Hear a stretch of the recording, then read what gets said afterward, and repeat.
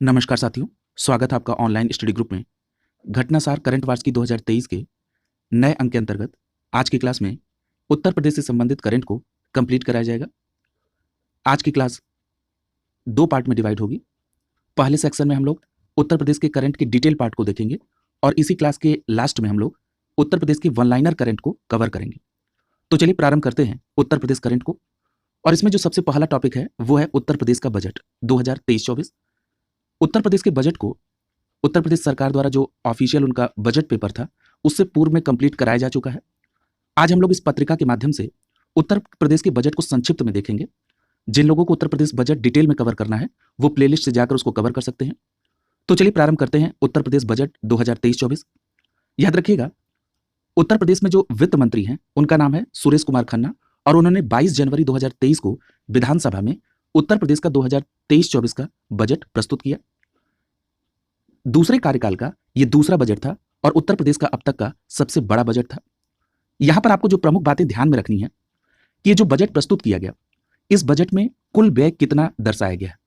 तो याद रखिएगा, उत्तर प्रदेश में जो कुल व्यय प्रस्तावित है 2023-24 में वो है 6,90,242.43 करोड़ रुपए।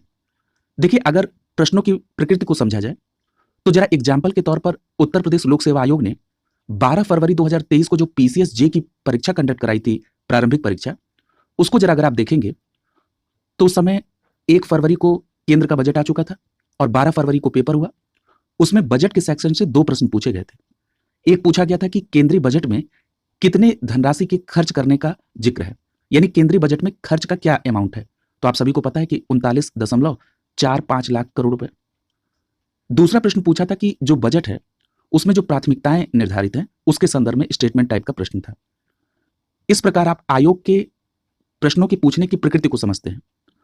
जब आप उत्तर प्रदेश बजट पढ़ेंगे तो आप उन प्रश्नों की प्रकृति को ध्यान में रखते हुए पढ़ेंगे तो वो ज्यादा लाभदायक होगा। यहां पर आपको ध्यान रखना है कि उत्तर प्रदेश का जो बजट है 2023-24 का, उसमें जो कुल व्यय निर्धारित है वो कितना है, 6,90,242.43। क्लियर। यहां पर अगर बात कर लें कि जो पूंजीगत व्यय होगा वो कुल व्यय का कितना प्रतिशत है, तो याद रखिएगा कुल व्यय का 21% है। और इसकी जो धनराशि है वो कितनी है पूंजीगत व्यय की, 1,47,617.29 करोड़। क्लियर है। लेकिन आप ये प्रतिशत वाला अमाउंट जरूर याद रखेंगे और कुल व्यय का जो अमाउंट है वो याद रखेंगे। आगे चलिए, याद रखिएगा इस बजट में जो सबसे महत्वपूर्ण बात है कि जो सरकार ने अपने लोक कल्याण संकल्प पत्र में इस बात की घोषणा की थी कि वो सिंचाई के लिए जो बिजली की बिल है उनको 100% छूट देंगे। तो इस बजट में उसका जिक्र किया गया है और यह कहा गया कि निजी नलकूपों के माध्यम से सिंचाई के लिए बिजली के बिलों में 100% की छूट किसानों को उपलब्ध कराई जाएगी। वहीं इस बजट में उज्ज्वला योजना के लिए 1,074 करोड़ महिलाओं को होली और दीपावली के अवसर पर निःशुल्क गैस सिलेंडर उपलब्ध कराने के लिए बजट में 3,047 करोड़ रुपए का प्रावधान किया गया है। इस बात को भी आप ध्यान में रखेंगे। आपसे ये सीधा प्रश्न पूछा जा सकता है कि महिला लाभार्थियों को होली दीपावली पर निःशुल्क गैस सिलेंडर उपलब्ध कराने के लिए उत्तर प्रदेश बजट में कितनी धनराशि का प्रावधान है, तो 3,047 करोड़ रुपए का। क्लियर। आगे देखिए, यहां पर जो उत्तर प्रदेश सरकार ने 2023-24 के लिए बजट प्रस्तुत किया, अभी आपने पढ़ा है कि कुल जो व्यय है सरकार ने निर्धारित किया है वो है 6,90,242.43 करोड़ रुपए का। और जो बजट में कुल प्राप्तियां अनुमानित की गई हैं वो कितनी है, 6,83,292.74 करोड़ रुपए। ये दोनों अमाउंट आपको याद होने चाहिए। यहां पर आप देख रहे हैं जो कुल प्राप्तियां और कुल व्यय में जो अंतर है अमाउंट का, उसको कहा जाता है बजट घाटा। क्लियर है। तो बजट घाटा कितना है, तो इन दोनों अमाउंट का जो अंतर है वो है 6,949.69 करोड़ रुपए। क्लियर है। कितना है, 6,949.69 करोड़ रुपए का बजट घाटा है। इसको भी आप ध्यान में रखेंगे। यहां पर एक बात और ध्यान रखिएगा कि जो बजट प्रस्तुत किया गया इसमें 2023-24 के लिए जो राजकोषीय घाटा है उसको क्या बताया गया है, तो राजकोषीय घाटा बताया गया है 84,883.16 करोड़ रुपए। क्लियर है। और अगर हम प्रतिशत में देखें तो राजकोषीय घाटा 2023-24 के लिए जो अनुमानित सकल राज्य घरेलू उत्पाद है अर्थात जीएसडीपी है, इसका 3.48% है। यह ध्यान में रखिएगा कि जो राजकोषीय घाटा है वो जीएसडीपी का 3.48% है। क्लियर है। अभी हम बात कर रहे थे कि जो बजट घाटा है उसके बारे में। देखिए यहां पर वो धनराशि दी गई है कि जो बजट घाटा है वो है 6,949.69 करोड़ रुपए। क्लियर? ये कुल प्राप्तियों और कुल व्यय का अंतर है। यानी जो कुल व्यय था 6,90,242.43, उसमें से जब आप कुल प्राप्तियां घटाएंगे 6,83,292.74 करोड़ रुपए, तो जो अमाउंट आएगा वो क्या आएगा? 6,949.69 करोड़ रुपए। इसी को बजट घाटा कहा गया। क्लियर? तो ये अमाउंट भी आपको ध्यान में रखना है। आइए अगले पॉइंट की तरफ चलते हैं। अब हम बात करेंगे कर प्राप्ति की। क्लियर है? तो यहां पर एक चीज देख लीजिए कि कर प्राप्ति में जो धन प्राप्त होगा उसमें सर्वाधिक वस्तु एवं सेवा कर यानी राज्य सरकार का जो स्टेट जो जीएसटी है उससे होगा। उसके बाद उनको आबकारी से प्राप्त होगा, फिर स्टाम्प एवं पंजीकरण से। क्लियर है? तो यहां पर जीएसटी वाला अमाउंट आप ध्यान रखेंगे कि जो स्टेट जीएसटी से मिलेगा वो है 1,50,000 करोड़ रुपए। क्लियर? अब जो महत्वपूर्ण तथ्य आपको ध्यान में रखना है कि जब वित्त मंत्री बजट प्रस्तुत कर रहे थे तो उन्होंने बताया कि जो देश की जीडीपी है उसमें उत्तर प्रदेश का जो योगदान है वो 8% से अधिक है। तो याद रखेंगे, देश की जीडीपी में उत्तर प्रदेश का योगदान 8% से अधिक है। वहीं दूसरी तरफ वित्त मंत्री सुरेश खन्ना जी ने बताया कि जो 2021-22 में प्रदेश के सकल राज्य घरेलू उत्पाद अर्थात जीएसडीपी है उसमें वृद्धि कितने की दर्ज की गई? तो उसमें 16.8% की वृद्धि दर्ज की गई, जो कि देश की विकास दर से अधिक रही। क्लियर? तो ये अमाउंट भी याद रखेंगे कि 2021-22 में प्रदेश के जीएसडीपी में जो वृद्धि दर्ज की गई वो है 16.8%। क्लियर? अब यहां पर एक बात और याद रखिएगा, अगर आपसे यह प्रश्न पूछ लिया जाए कि 2023-24 के लिए प्रदेश में जो सकल घरेलू उत्पाद अर्थात जीएसडीपी है उसमें कितनी वृद्धि अनुमानित है, तो याद रखेंगे 19% की वृद्धि अनुमानित है जीएसडीपी में। किस वित्तीय वर्ष के लिए? तो 2023-24 के लिए। क्लियर? अगर हम बात करें बेरोजगारी दर की तो सरकार ने बताया कि 2017 से पूर्व उत्तर प्रदेश में जो बेरोजगारी दर थी वो 14.4% थी और वर्तमान में जो उत्तर प्रदेश में बेरोजगारी दर है वो घटकर 4.2% रह गई है। क्लियर? तो ये बात भी ध्यान में आप रखेंगे। देखिए, केवल महत्वपूर्ण तथ्यों को ही देखा जाएगा। अब हम बात करते हैं कि जो उत्तर प्रदेश के लखनऊ में इन्वेस्टर समिट हुआ था 10 से 12 फरवरी 2023 के बीच, इसमें क्या बातें महत्वपूर्ण है? तो सरकार ने बताया कि 9,000 से अधिक समझौते हुए और जो लगभग अमाउंट जिस पर ये समझौते हुए वो है 33.50 लाख करोड़ रुपए। क्लियर? तो याद रखेंगे, इन्वेस्टर समिट जो ग्लोबल इन्वेस्टर समिट लखनऊ में हुआ था 10 से 12 फरवरी, उसमें कितने रुपए का निवेश प्राप्त हुआ है? 33.50 लाख करोड़ रुपए का। क्लियर? अगर हम इसमें प्रतिशत वाइज क्षेत्र वाइज योगदान देखें, यहां से पूछा जा सकता है प्रश्न, तो याद रखिएगा 16% नवीकरणीय ऊर्जा के क्षेत्र में समझौता हुआ, 12% इलेक्ट्रॉनिक्स के क्षेत्र में, 11% औद्योगिक पार्क, 9% शिक्षा के क्षेत्र में और 9% का जो हस्ताक्षर हुआ है वो लॉजिस्टिक्स के क्षेत्र में हुआ है। क्लियर? तो इस बात को भी आप ध्यान में रखेंगे। आगे यहां पर चार्ट के माध्यम से बताया जा रहा है कि जो 2023-24 का बजट है उसमें रुपया किन किन क्षेत्रों से कितने प्रतिशत आएगा, ये अनुमान जो है वो यहां व्यक्त किया जा रहा है। तो देखिए, यहां पर जो सबसे बड़ा अमाउंट आता है उत्तर प्रदेश के खजाने में वो आता है स्वयं का कर राजस्व। अभी आपने ऊपर देखा था, यानी जो वस्तु एवं सेवा कर यानी स्टेट जीएसटी जो है, अभी आपने देखा था कि 1,50,000 करोड़ रुपए आने का अनुमान है। यानी जो स्वयं का कर राजस्व है उससे उत्तर प्रदेश सरकार को 38.8% प्राप्त होता है।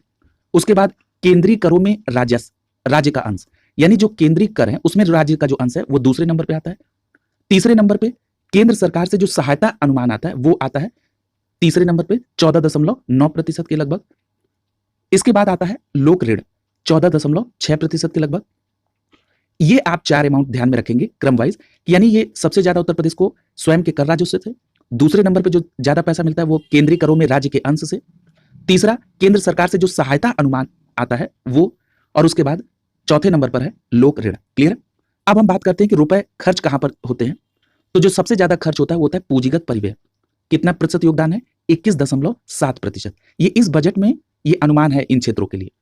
दूसरा जो खर्च होगा वो अन्य राजस्व व्यय 13.3% का अनुमान है। तीसरा जो सबसे ज्यादा खर्च होता है वो होता है सरकारी कर्मचारियों के वेतन भुगतान में, वो इस बार अनुमानित है 12.7%। उसके बाद पेंशन आता है 12.1%। क्लियर? तो ये सभी बातें आप यहां पर ध्यान में रखेंगे। क्लियर? अब हम बात कर लेते हैं अगले पॉइंट की।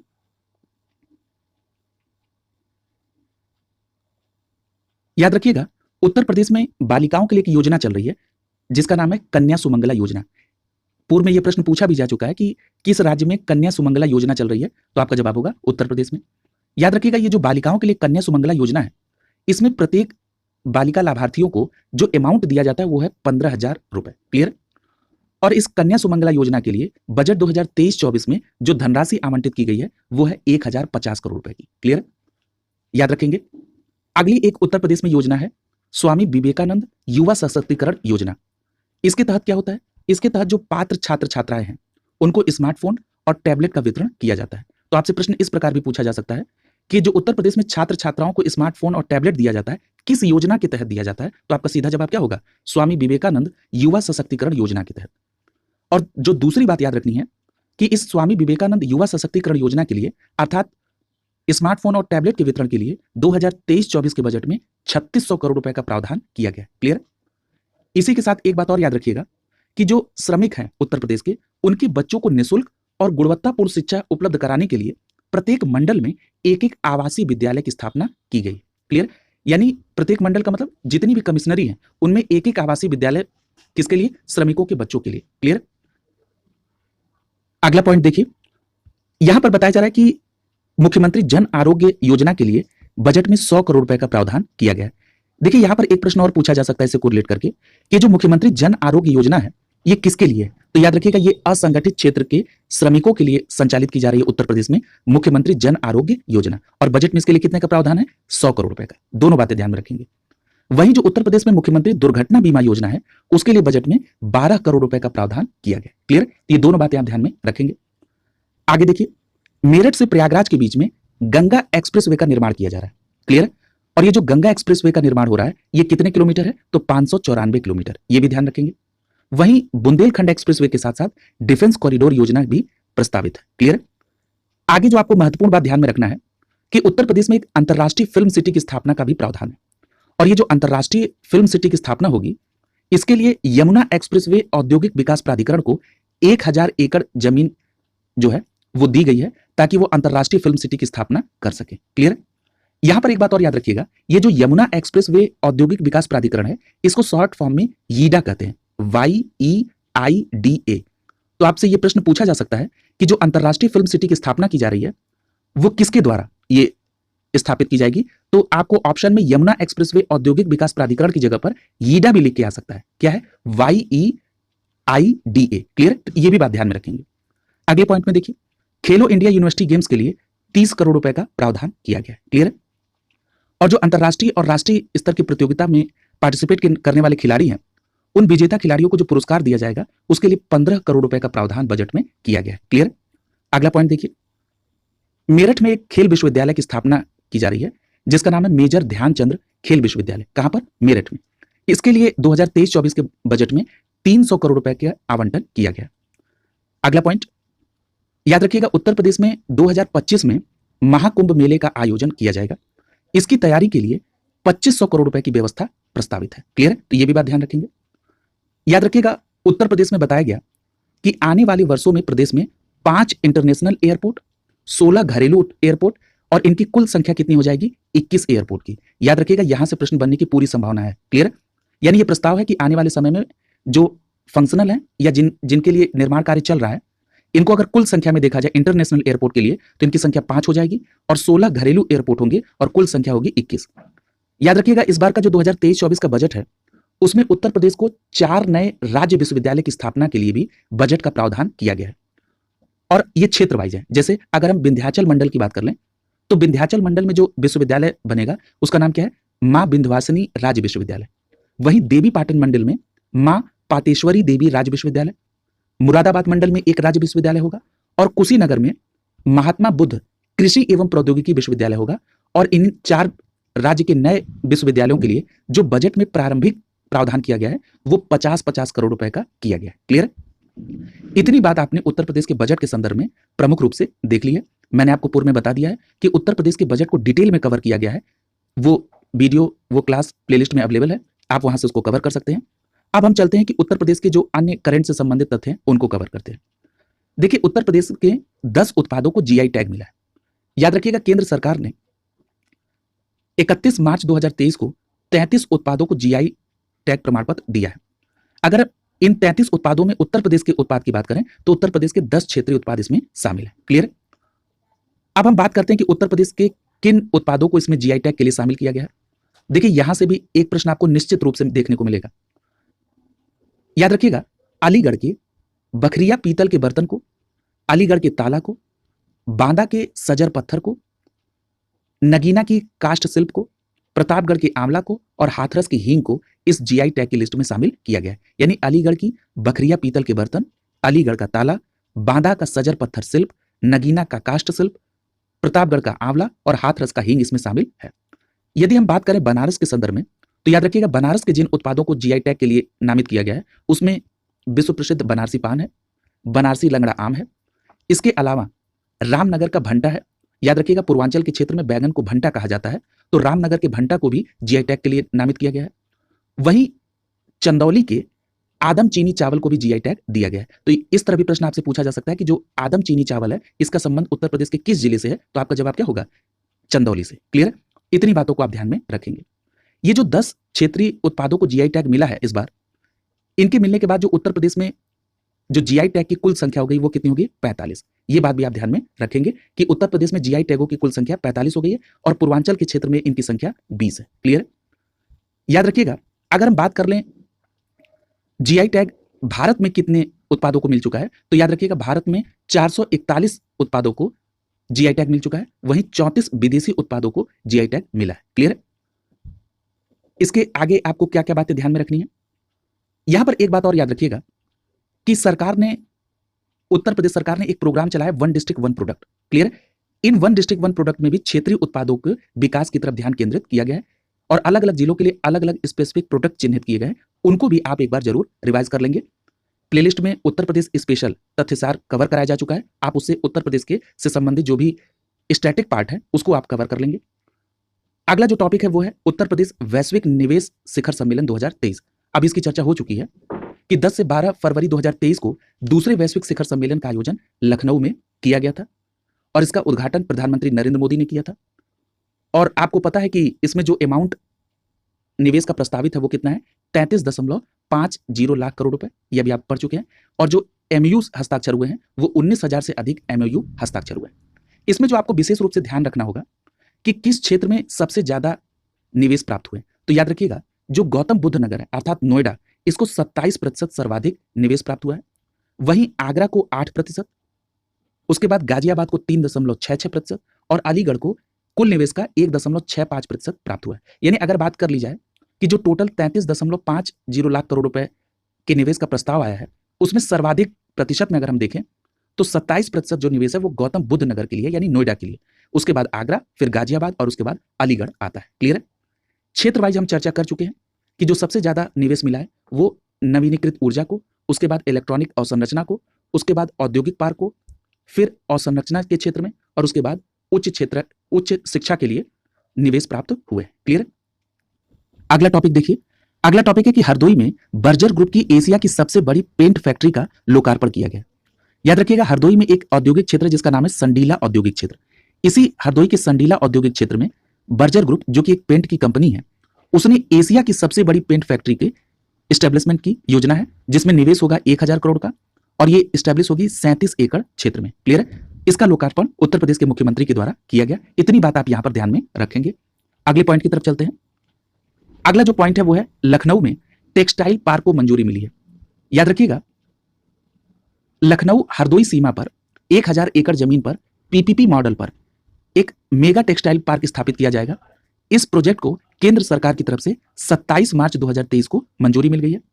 याद रखिएगा इसमें संत Kabir PM Mitra textile and apparel park limited के नाम से यूपी में स्थापित होने वाला मेगा टेक्सटाइल पार्क भी शामिल है। क्लियर है? तो ये भी बात आप ध्यान में रखेंगे। अगला जो पॉइंट आपको ध्यान में रखना है कि इस परियोजना में जो लागत आएगी कुल वो करीब 1200 करोड़ रुपए की लागत आएगी। क्लियर? अगला देखिए। और जो लखनऊ हरदोई की सीमा पर जो इस टेक्सटाइल पार्क के लिए जमीन चिन्हित की गई वो कितनी है? 1033 एकड़। अगला टॉपिक देखिए। अगले टॉपिक में दिया है कि देश के पहले रोपवे का वाराणसी में शिलान्यास किया गया। याद रखिएगा 24 मार्च 2023 को वाराणसी अर्थात काशी में देश के पहले पब्लिक रोपवे नेटवर्क की आधारशिला प्रधानमंत्री नरेंद्र मोदी ने रखी। यानी अगर आपसे ये पूछा जाए कि देश का पहला अर्बन ट्रांसपोर्ट रेलवे कहां पर इसकी आधारशिला रखी गई, तो वाराणसी में। क्लियर? याद रखिएगा दुनिया में अभी तक 2 जगह इस प्रकार के अर्बन ट्रांसपोर्ट रेलवे का निर्माण हो चुका है। एक है लापाज और दूसरा है मैक्सिको सिटी। लापाज और मैक्सिको सिटी के बाद विश्व का तीसरा ऐसा सिटी है वाराणसी जहां पर ट्रांसपोर्ट रेलवे रोपवे बनेगा, और ये देश का, भारत का पहला ट्रांसपोर्ट, अर्बन ट्रांसपोर्ट रोपवे होगा। कहां पर? वाराणसी में। क्लियर है? ये बात भी आप ध्यान में रखेंगे। ये जो वाराणसी में अर्बन ट्रांसपोर्ट रोपवे का निर्माण होगा, ये कैंट रेलवे स्टेशन से गोदौलिया तक होगा। क्लियर है? गोदौलिया एक जगह है जहां से काशी विश्वनाथ नजदीक है, दशाश्वमेध घाट नजदीक है। तो यहां पर जो भी श्रद्धालु कैंट स्टेशन पर उतरे वो बिना जाम में फंसे हुए सीधे गोदौलिया चौराहे तक पहुंचे। इस जाम की समस्या से निदान पाने के लिए इस प्रकार के अर्बन ट्रांसपोर्ट रोपवे के लिए विचार किया गया, क्योंकि ये सभी एरिया बहुत डेंस है, यहां पर मेट्रो की परिकल्पना साकार नहीं हो सकती है, इसलिए यहां पर अर्बन ट्रांसपोर्ट रोपवे का कॉन्सेप्ट लाया गया। याद रखिएगा इसकी जो लंबाई है वो है 3.8 किलोमीटर, और इस रोपवे में कुल 5 स्टेशन पड़ेंगे। एक रेलवे कैंट, विद्यापीठ जो कि वहां पर एक यूनिवर्सिटी है, उसके बाद रथ यात्रा, गिरजाघर और गोदौलिया। क्लियर है? ये 5 स्टेशन इसके पड़ेंगे। अब हम बात करते हैं अगले पॉइंट की कि इसमें खर्च कितना होगा। तो याद रखिएगा इसमें जो कुल खर्च अनुमानित है वो है 644 करोड़ रुपए का। क्लियर है? और याद रखिएगा इस अर्बन ट्रांसपोर्ट रोपवे का जो निर्माण है वो स्विट्जरलैंड की एक कंपनी है जिसका नाम क्या है? बर्थोलेट, ये कर रही है। क्लियर है? यानी जो वाराणसी में रोपवे बन रहा है उसका निर्माण स्विट्जरलैंड की कंपनी बर्थोलेट के द्वारा किया जा रहा है। अगला जो टॉपिक है वो है विश्व भारती सम्मान। इंपॉर्टेंट है बहुत ही। याद रखिएगा उत्तर प्रदेश संस्कृत संस्थान के सर्वोच्च पुरस्कार विश्व भारती से सम्मानित किसे किया गया? तो याद रखिएगा प्रोफेसर हरिदत्त शर्मा जी को 29 मार्च 2023 को विश्व भारती पुरस्कार से सम्मानित किया गया, और यह उत्तर प्रदेश संस्कृत संस्थान का सर्वोच्च पुरस्कार है। ये जो प्रोफेसर हरिदत्त शर्मा जी हैं ये इलाहाबाद विश्वविद्यालय के संस्कृत विभाग के पूर्व एचओडी रह चुके हैं। क्लियर है? क्या नाम है? हरिदत्त शर्मा। और कौन सा सम्मान मिलेगा? विश्व भारती सम्मान। और किस संस्थान का सर्वोच्च सम्मान है? उत्तर प्रदेश संस्कृत संस्थान का। क्लियर है? अब प्रश्न उठता है कि इसमें कितने रुपए की धनराशि दी जाती है।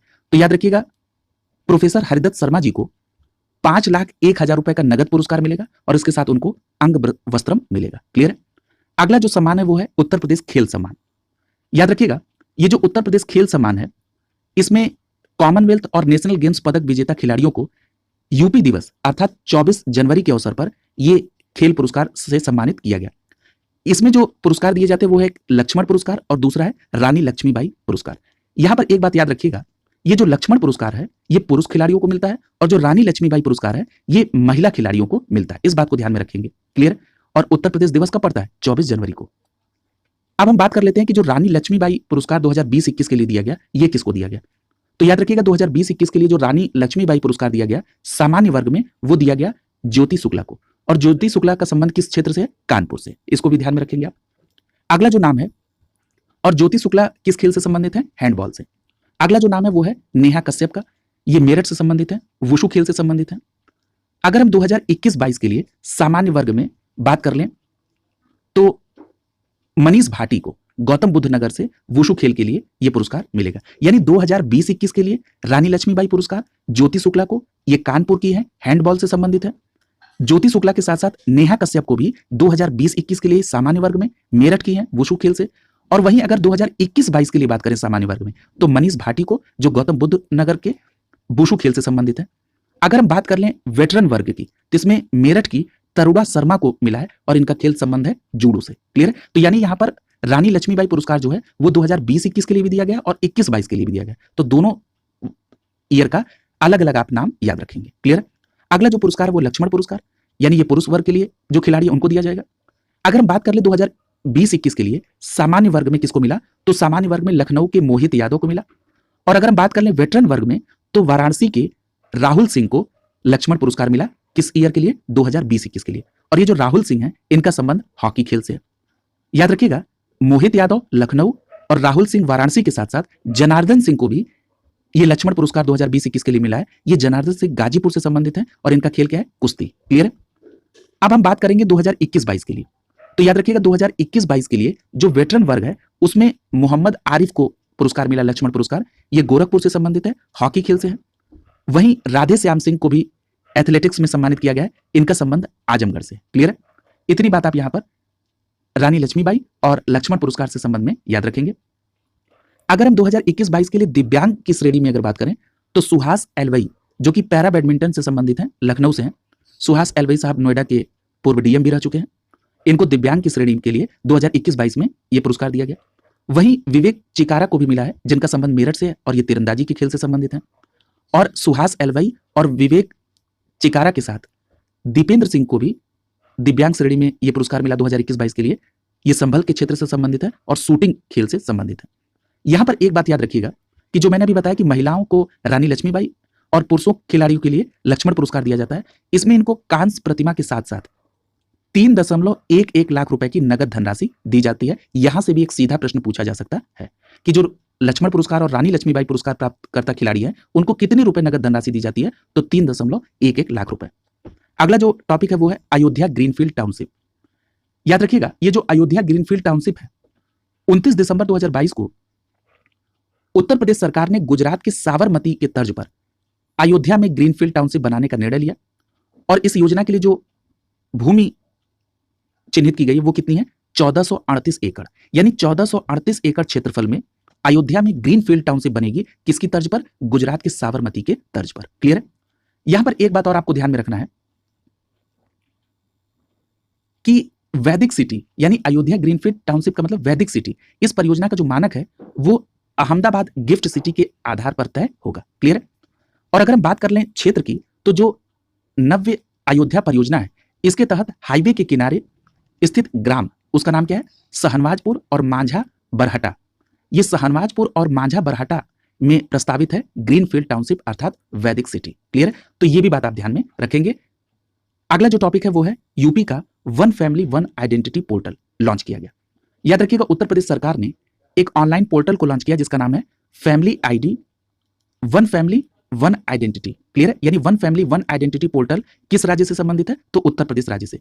अब इस पोर्टल को लॉन्च करने का उद्देश्य क्या है, तो ये पोर्टल प्रदेश के परिवारों को सरकारी योजनाओं तक पहुंच को सरल बनाने के उद्देश्य से लॉन्च किया गया। और इसका जो मूल उद्देश्य है उन परिवारों को मुफ्त और सस्ता राशन उपलब्ध कराना जिनके पास राशन कार्ड नहीं है। क्लियर है। याद रखिएगा, यहां पर एक तथ्य बहुत महत्वपूर्ण है जो यहां पर नहीं दिया गया है। याद रखिएगा, उत्तर प्रदेश सरकार ने जो ये one family one identity portal launch किया है इसके द्वारा परिवारों को एक विशिष्ट परिवार आईडी मिलेगा। और ये जो परिवार आईडी होगा ये 12 अंकों का होगा। यहां से भी प्रश्न बन सकता है कि जो family ID one family one identity है इससे जो फैमिली आईडी मिलेगी वो कितने अंकों की होगी, तो 12 अंकों की होगी। क्लियर। अगला पॉइंट देखिए, अगला पॉइंट है उत्तर प्रदेश खेल नीति 2023।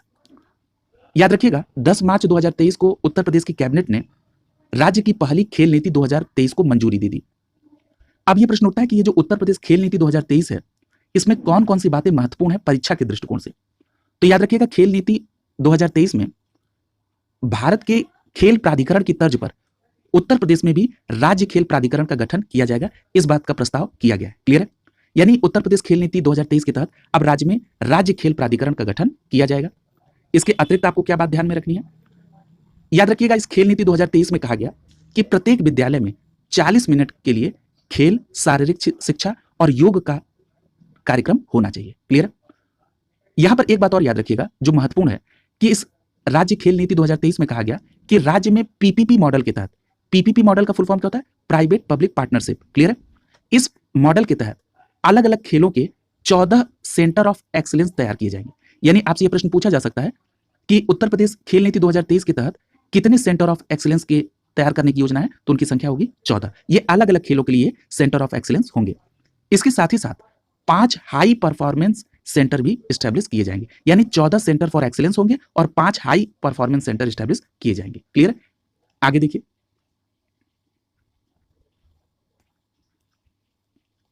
यहां पर एक बात और याद रखिएगा, इस राज्य की खेल नीति 2023 के तहत राज्यों में खेल के लिए एक राज्य खेल विकास कोष बनाया जाएगा। क्लियर है।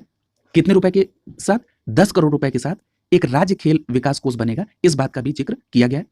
अब ये जो राज्य खेल विकास कोष होगा इसका इस्तेमाल क्या होगा, इसका इस्तेमाल श्रेष्ठ खिलाड़ियों को विशेष लाभ के लिए किया जाएगा। जैसे उनको अगर अंतर्राष्ट्रीय स्तर का कोई उपकरण खरीदना हो या उनको विदेश में कोई ट्रेनिंग करनी हो, इसके लिए जो खर्च आएगा वो इसी राज्य खेल कोष से दिया जाएगा, जिसके लिए 10 करोड़ रुपए के साथ इसका निर्माण किया गया। क्लियर है।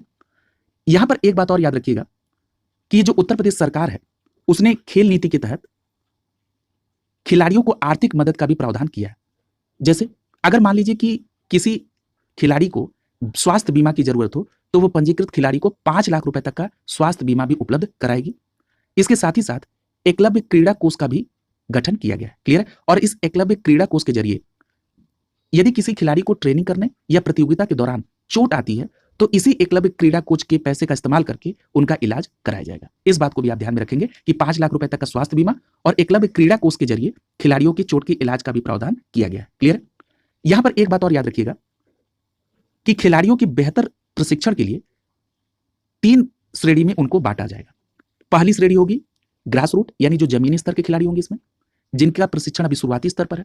दूसरी श्रेणी होगी डेवलपमेंट की, जिसमें खिलाड़ी जो हैं वो पहली श्रेणी से अच्छी स्थिति में होंगे।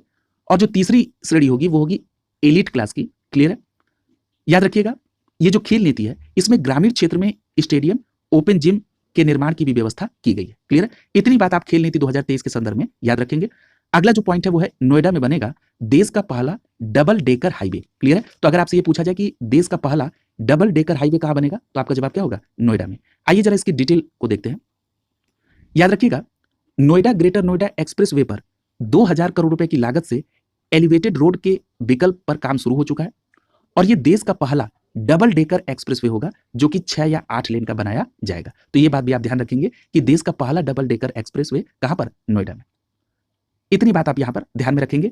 अगला जो टॉपिक है वो है मथुरा वृंदावन को शुद्ध शून्य कार्बन उत्सर्जन पर्यटन स्थल बनाने की घोषणा की गई है। अब यहां पर याद रखिएगा, आपसे जो सीधा प्रश्न बन सकता है कि जो उत्तर प्रदेश के मथुरा वृंदावन को शुद्ध शून्य कार्बन उत्सर्जन पर्यटन स्थल बनाने की घोषणा की गई है, ये टारगेट कब तक का है? तो याद रखिएगा, ये 2041 तक इस काम को करने की योजना है। और एक बात और याद रखिएगा, ये भारत में किसी भी पर्यटन स्थल के लिए निर्धारित इस प्रकार का पहला कार्बन न्यूट्रल प्लान होगा। क्लियर है? यानी भारत का जो पहला पर्यटन स्थल होगा जिसे कार्बन न्यूट्रल मास्टर प्लान के तहत शामिल किया गया है वो है मथुरा वृंदावन। और कब तक का टारगेट है? 2041 तक का। क्लियर है? इतनी बात यहां पर जो प्रमुख है वही आपको केवल ध्यान में रखनी है।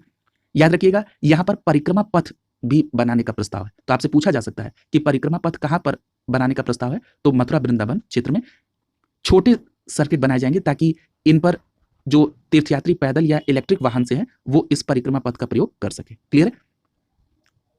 अगर हम बात कर रहे हैं शुद्ध शून्य कार्बन की, तो शुद्ध शून्य कार्बन का मतलब क्या होता है? इसका मतलब यह है कि यह एक ऐसी प्रक्रिया है जिसमें देश के उत्सर्जन की भरपाई वातावरण से ग्रीन हाउस गैसों के अवशोषण और हटाने से होती है। क्लियर है? इसका मतलब यह नहीं होता है कि देश में जो उत्सर्जन है उसको शून्य स्तर पर लाया जाएगा। इसका मतलब यह होता है कि किसी देश के उत्सर्जन की जो भरपाई है वो वातावरण से ग्रीन हाउस गैस के अवशोषण और हटाने से संबंधित है। और अगर हम बात करें भारत के संदर्भ में कि भारत का कब तक का टारगेट है शुद्ध शून्य होने का, तो याद रखिएगा, प्रधानमंत्री नरेंद्र मोदी ने COP26 में इस बात की घोषणा की थी कि 2070 तक उत्सर्जन को शुद्ध शून्य करने का लक्ष्य है भारत का। यानी भारत का शुद्ध शून्य का लक्ष्य है कब तक का? 2070 का। और मथुरा वृंदावन को जो शुद्ध शून्य कार्बन उत्सर्जन का लक्ष्य है वो कब तक का है? 2041 तक का। ये दोनों डेटा बहुत महत्वपूर्ण है, इसको आप ध्यान में रखेंगे। अगला जो टॉपिक है वो है उत्तर प्रदेश में वन डिस्ट्रिक्ट वन स्पोर्ट कार्यक्रम। देखिए, वन डिस्ट्रिक्ट वन प्रोडक्ट तो आपने उत्तर प्रदेश के संदर्भ में कई बार पढ़ा है। यहां पर चर्चा होगी वन डिस्ट्रिक्ट वन स्पोर्ट की। तो सबसे पहले तो इसका शॉर्ट फॉर्म देख लीजिए। इसका शॉर्ट फॉर्म है ODOS। क्लियर है? और याद रखिएगा, दिसंबर 2022 में one district one product one district one sports कार्यक्रम को शुरू किया गया। कब? दिसंबर 2022 में। यहां पर याद रखिएगा, ODOS के अंतर्गत 14 खेलों का चुनाव किया गया। यह भी पूछा जा सकता है कि वन डिस्ट्रिक्ट वन स्पोर्ट्स के लिए कितने खेलों का चुनाव किया गया? 14। अब इनके नाम केवल आप सुन लीजिए। Table tennis, athletics, judo, lawn tennis, badminton, hockey, कुश्ती, फुटबॉल, तैराकी, बॉक्सिंग, भारोत्तोलन, तीरंदाजी, शूटिंग और कबड्डी। क्लियर है? और इन 14 खेलों को 75 जिलों से कोरिलेट किया गया है। क्लियर है?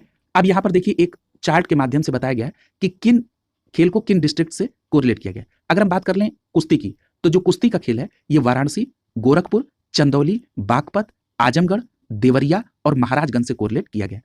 देखिए, इसका जिक्र इसलिए किया जा रहा है कि आपने देखा होगा कई बार आपसे यह प्रश्न पूछा गया है, वन डिस्ट्रिक्ट वन प्रोडक्ट के तहत आपसे पूछा गया कि यह प्रोडक्ट किस डिस्ट्रिक्ट के लिए निर्धारित है। यह प्रश्न कई बार पूछा गया। तो इस प्रकार से यह भी प्रश्न बन सकता है कि यह जो खेल है निम्नलिखित में से किस डिस्ट्रिक्ट के लिए है। तो अगर कुश्ती की बात होगी तो वाराणसी, गोरखपुर, चंदौली, बागपत, आजमगढ़, देवरिया और महाराजगंज की बात होगी। अगर हम एथलेटिक्स की बात करेंगे तो इसकी चर्चा होगी मैनपुरी, फिरोजाबाद, जौनपुर, भदोही, संभल, सीतापुर, कासगंज, उन्नाव, अयोध्या, कौशाम्बी, एटा, अमेठी, रामपुर, सिद्धार्थनगर, संत कबीर नगर, चित्रकूट, बस्ती, हमीरपुर, हापुड़, मेरठ, गाजीपुर, शामली, बलिया, मुजफ्फरनगर। अगर हम बात करेंगे हॉकी की, तो हॉकी किन क्षेत्रों में है? प्रतापगढ़, मऊ, बरेली, लखनऊ, रायबरेली, हरदोई, फर्रुखाबाद, मुरादाबाद, बलरामपुर और गाजियाबाद के लिए। क्लियर है? देखिए जो बड़े डिस्ट्रिक्ट हैं इनके लिए पूछा जा सकता है, जैसे यहां पर देखिए टेबल टेनिस आगरा और कानपुर, ठीक है, ये महत्वपूर्ण होगा। बैडमिंटन की बात करें तो अलीगढ़ और गौतम बुद्ध के लिए। भारोत्तोलन की बात करें तो मिर्जापुर और बिजनौर के लिए। क्लियर है? अगला हम बात करें मुक्केबाजी की तो ये बुलंदशहर और कुशीनगर के लिए। तीरंदाजी सोनभद्र और ललितपुर के लिए। फुटबॉल हाथरस के लिए। तैराकी पीलीभीत के लिए। शूटिंग बांदा में। कबड्डी कन्नौज के लिए और लॉन टेनिस प्रयागराज के लिए। क्लियर है? तो ये वन डिस्ट्रिक्ट वन स्पोर्ट के तहत ये जिलों को ये स्पोर्ट जो है निर्धारित किए गए। अगला जो टॉपिक है वो है उत्तर प्रदेश में तराई हाथी अभ्यारण्य को केंद्र की मंजूरी मिल गई।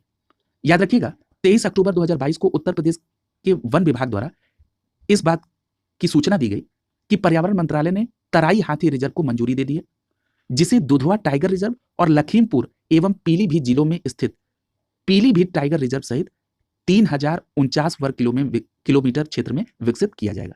तो ध्यान रखिएगा ये जो तराई हाथी रिजर्व है ये उत्तर प्रदेश में इसकी मंजूरी मिली है और ये किन क्षेत्र में होगा तो दुधवा टाइगर रिजर्व और पीलीभीत टाइगर रिजर्व सहित 3049 वर्ग किलोमीटर के क्षेत्र में ये तराई हाथी रिजर्व विकसित होगा। क्लियर है? अब यहां पर एक बात और याद रखिएगा, ये जो तराई हाथी रिजर्व है इसके अस्तित्व में आने के साथ दुधवा टाइगर रिजर्व उत्तर प्रदेश का अकेला राष्ट्रीय उद्यान होगा जो 4 प्रतिष्ठित जंगली जानवर की प्रजातियों की रक्षा और संरक्षण को करेगा। अब देखते हैं कि दुधवा टाइगर रिजर्व में कौन सी ऐसी 4 जंगली जानवरों की प्रजाति हैं जिनकी रक्षा की जाएगी। तो उसमें बाघ है, एक सींग का गैंडा है, एशियाई हाथी और दलदली हिरण शामिल है। क्लियर? इतनी बात आप यहां पर ध्यान में रखेंगे। यहां पर एक बात और याद रखिएगा कि अभी आपने ऊपर पढ़ा है कि दुधवा टाइगर रिजर्व और पीलीभीत टाइगर रिजर्व सहित 3049 वर्ग किलोमीटर में ये तराई हाथी रिजर्व विकसित होगा। क्लियर है? अगर हम इसमें कुछ और क्षेत्रों के नाम की जिक्र कर लें तो इसमें दुधवा और पीलीभीत टाइगर रिजर्व के अलावा ये जो हाथी रिजर्व है ये किशनपुर वन्यजीव अभ्यारण्य, कतरनिया घाट वन्यजीव अभ्यारण्य, दुधवा बफर जोन और दक्षिणी खीरी वन प्रयाग के हिस्से भी इसमें शामिल होंगे। केवल इतनी बात आपको तराई हाथी अभ्यारण्य के क्षेत्र में याद रखनी है। क्लियर है? आगे देखिए यहां पर एक बात याद रखिएगा कि 2022 में प्रोजेक्ट हाथी की 30वीं वर्षगांठ मनाई गई थी। क्लियर है? आप सभी को पता है कि जो प्रोजेक्ट हाथी है इसकी शुरुआत 1992 में हुई थी। इस प्रकार जो 30वीं वर्षगांठ है वो 2022 में मनाई गई प्रोजेक्ट हाथी की।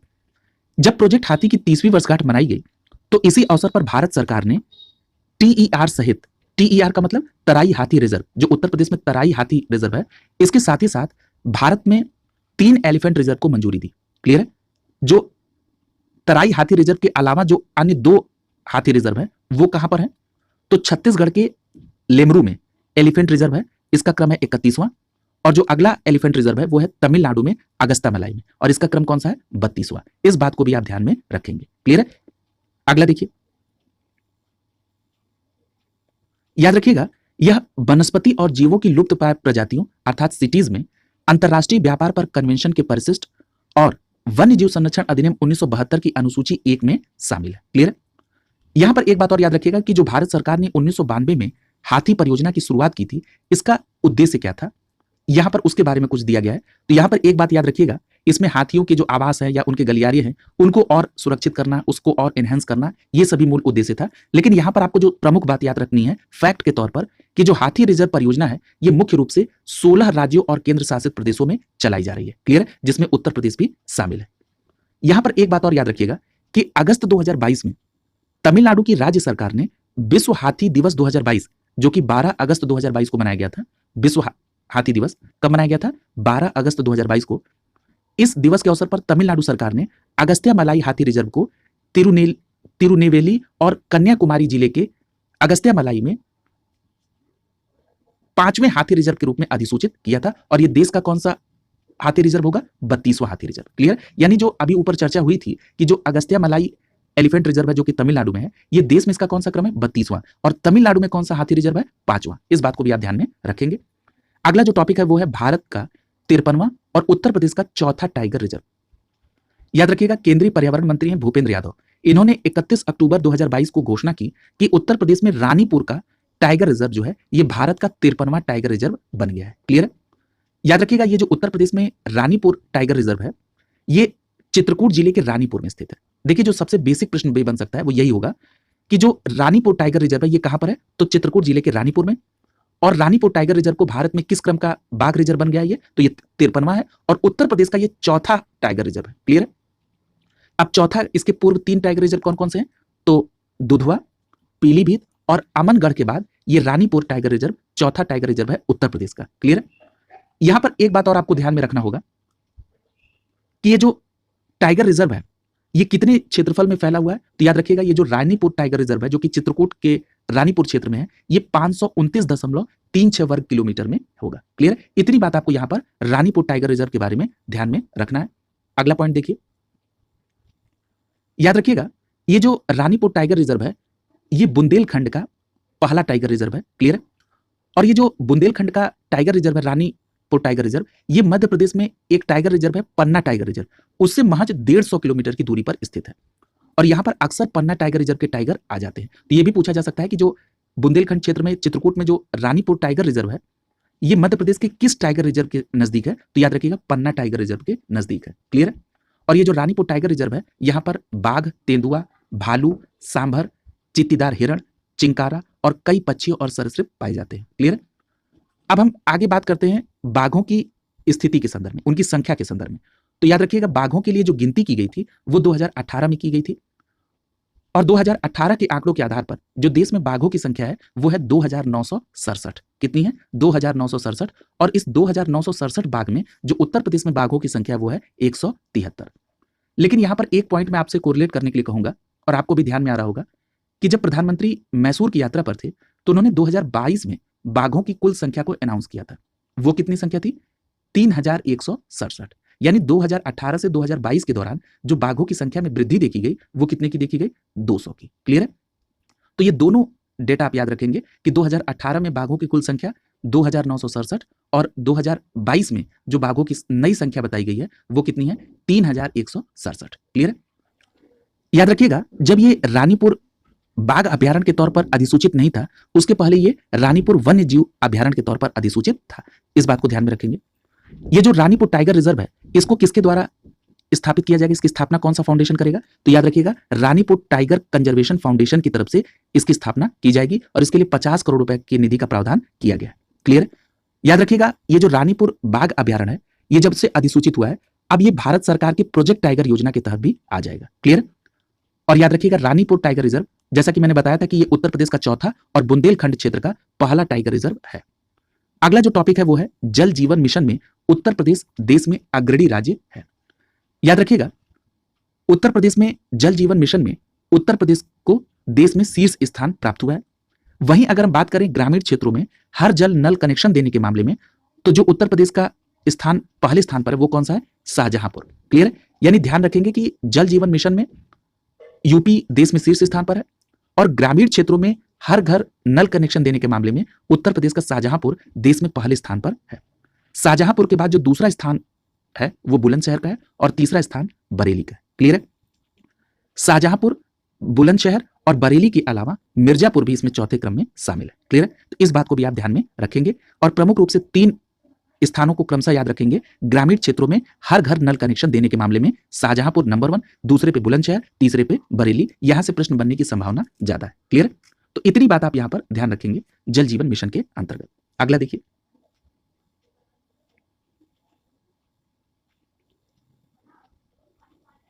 अगला जो टॉपिक है वो है काला नमक चावल की 2 किस्मों का सफल परीक्षण किया गया। याद रखिएगा यह परीक्षण किसके द्वारा, भारतीय कृषि अनुसंधान संस्थान ने उत्तर प्रदेश के काला नमक चावल की 2 नई बौनी किस्मों का सफलतापूर्वक परीक्षण किया है। अब ये 2 नई बौनी किस्म कौन सी हैं काला नमक चावल की, तो इसमें पहली किस्म का नाम है पूसा नरेंद्र काला नमक 1638, यानी पूसा नरेंद्र काला नमक 1638 पहली किस्म है और दूसरी किस्म है पूसा नरेंद्र काला नमक 1652। क्लियर है। इन 2 बौनी किस्मों का सफलतापूर्वक परीक्षण भारतीय कृषि अनुसंधान संस्थान ने किया है। क्लियर। अगर हम बात करें काला नमक चावल की तो याद रखिएगा ऐसा माना जाता है कि ये मूल इसका जो है खेती बुद्ध काल में होती थी और भगवान बुद्ध की ओर से श्रावस्ती के लोगों को ये उपहार माना जाता है। अगर हम नेपाल की बात करें तो नेपाल की तराई इलाके में यानी कपिलवस्तु के इलाके में और उत्तर प्रदेश में ये चावल की किस्म प्रचलित है। याद रखिएगा उत्तर प्रदेश में इसे सुगंधित काला मोती के नाम से भी जाना जाता है। क्लियर है। और याद रखिएगा कि 2012 में काला नमक चावल को जीआई टैग मिला था। अगला देखिए, अगला जो टॉपिक है वो है Uttar Pradesh where housing and logistic नीति 2022। तो आपसे ये सीधा प्रश्न पूछा जा सकता है कि उत्तर प्रदेश की जो वेयर हाउसिंग एंड लॉजिस्टिक नीति है ये किस ईयर से संबंधित है? तो आपका जवाब क्या होगा? 2022 से संबंधित है। याद रखिएगा, मुख्यमंत्री योगी आदित्यनाथ ने 22 दिसंबर 2022 को कैबिनेट की बैठक में Uttar Pradesh where housing and logistic नीति 2022 को मंजूरी दी थी। इतनी बात आप यहां पर केवल ध्यान में रखेंगे। अब हम अगले टॉपिक की तरफ चल रहे हैं। अगला टॉपिक है अमृत सरोवर के निर्माण में यूपी शीर्ष पर है। याद रखिएगा, उत्तर प्रदेश में 8,462 अमृत सरोवर का निर्माण किया गया और इस प्रकार उत्तर प्रदेश देश में पहला राज्य बन गया है अमृत सरोवर के निर्माण के मामले में। तो ये संख्या भी याद रखेंगे, 8,462। याद रखिएगा, ये जो अमृत सरोवर का निर्माण किया जा रहा है ये प्रधानमंत्री की एक महत्वाकांक्षा मिशन है जिसका नाम है मिशन अमृत सरोवर, उसी का ये हिस्सा है। अगर आपसे यह प्रश्न पूछ लिया जाए कि अमृत सरोवर का निर्माण का उद्देश्य क्या है, तो आपका सीधा जवाब हो जाएगा कि भविष्य के लिए पानी का संरक्षण करना। क्लियर है? याद रखिएगा, अगर हम इस मामले में दूसरे और तीसरे चौथे स्थान पर जो राज्य है उनको देख लें तो अभी आपने देखा कि उत्तर प्रदेश पहले स्थान पर है, मध्य प्रदेश का स्थान दूसरा है, जम्मू कश्मीर तीसरे स्थान पर है, राजस्थान चौथे स्थान पर है और तमिलनाडु का स्थान पांचवां है। क्लियर? तो ये टॉप 5 राज्यों के नाम आप याद रखेंगे अमृत सरोवर निर्माण के मामले में। क्लियर? अगला देखिए, यहां पर एक बात और याद रखिएगा कि अगर हम उत्तर प्रदेश में क्षेत्र वाइज बात करें तो कौन सा स्थान पहले स्थान पर है, तो उत्तर प्रदेश का जो लखीमपुर खीरी इलाका है वहां पर 256 अमृत सरोवर बने, इस प्रकार वो पहले स्थान पर है। यानी अमृत सरोवर के मामले में उत्तर प्रदेश देश में तो पहला स्थान है ही। अब हम बात कर रहे हैं उत्तर प्रदेश में कौन सा क्षेत्र पहले स्थान पर है, तो उत्तर प्रदेश में जो लखीमपुर खीरी क्षेत्र है वो पहले स्थान पर है, गोरखपुर दूसरे स्थान पर है और जो प्रतापगढ़ है ये तीसरे स्थान पर है। किस मामले में? अमृत सरोवर के निर्माण के मामले में। अब हम बात करते हैं कि उत्तर प्रदेश सरकार ने ये जो अमृत सरोवर के निर्माण का जो लक्ष्य रखा है वो कितना है, तो याद रखिएगा 1,20,000 अमृत सरोवर विकसित किए जाएंगे उत्तर प्रदेश में, जो कि देश में सर्वाधिक होंगे। ये बात भी आप ध्यान में रखेंगे। यानी उत्तर प्रदेश में जो अमृत सरोवर के विकसित करने का लक्ष्य वो कितना है? 1.20 लाख। और अभी तक कितने अमृत सरोवर बने हैं जिसके बाद उत्तर प्रदेश देश में पहले स्थान पर है, तो 8,462। ये पूरी बात है जो आपको ध्यान में रखनी है। अब हम चलते हैं अगले टॉपिक की तरफ। अगला जो टॉपिक है वो है उत्तर प्रदेश इलेक्ट्रिक व्हीकल नीति 2022-27। अब देखिए, यहीं से प्रश्न बनेगा, इसकी हेडिंग से ही पूछा जाएगा आपसे कि उत्तर प्रदेश इलेक्ट्रिक व्हीकल जो नीति है उसका ड्यूरेशन क्या है उस मसौदे की, तो याद रखिएगा 2022 से 2027 तक। क्लियर? याद रखिएगा, ये जो उत्तर प्रदेश इलेक्ट्रिक व्हीकल नीति 2022-23 है, 2022 से 27 तक है, इसमें एक लक्ष्य निर्धारित किया गया है कि 2030 तक सभी सरकारी वाहनों को ईवी में बदल दिया जाएगा। यानी इलेक्ट्रिकल व्हीकल के तौर पर सभी सरकारी गाड़ियां होंगी। कब तक? 2030 तक। क्लियर? तो दो फैक्ट आपने देखा कि उत्तर प्रदेश इलेक्ट्रिक व्हीकल नीति 2022 से 27 तक है और 2030 तक जितनी भी सरकारी गाड़ियां होंगी वो सभी इलेक्ट्रिक वाहन हो जाएंगे। क्लियर? और याद रखिएगा, इस पॉलिसी के तहत शहरों में 9 किलोमीटर की परिधि में चार्जिंग स्टेशन स्थापित किए जाएंगे। क्लियर? अगर हम बात करें सब्सिडी की तो कहा गया है कि पहले 2000 जो चार्जिंग स्टेशन होंगे उनको 20% की सब्सिडी दी जाएगी, अर्थात अधिकतम 10 लाख रुपए। क्लियर? तो ये बात भी आप ध्यान में रखेंगे।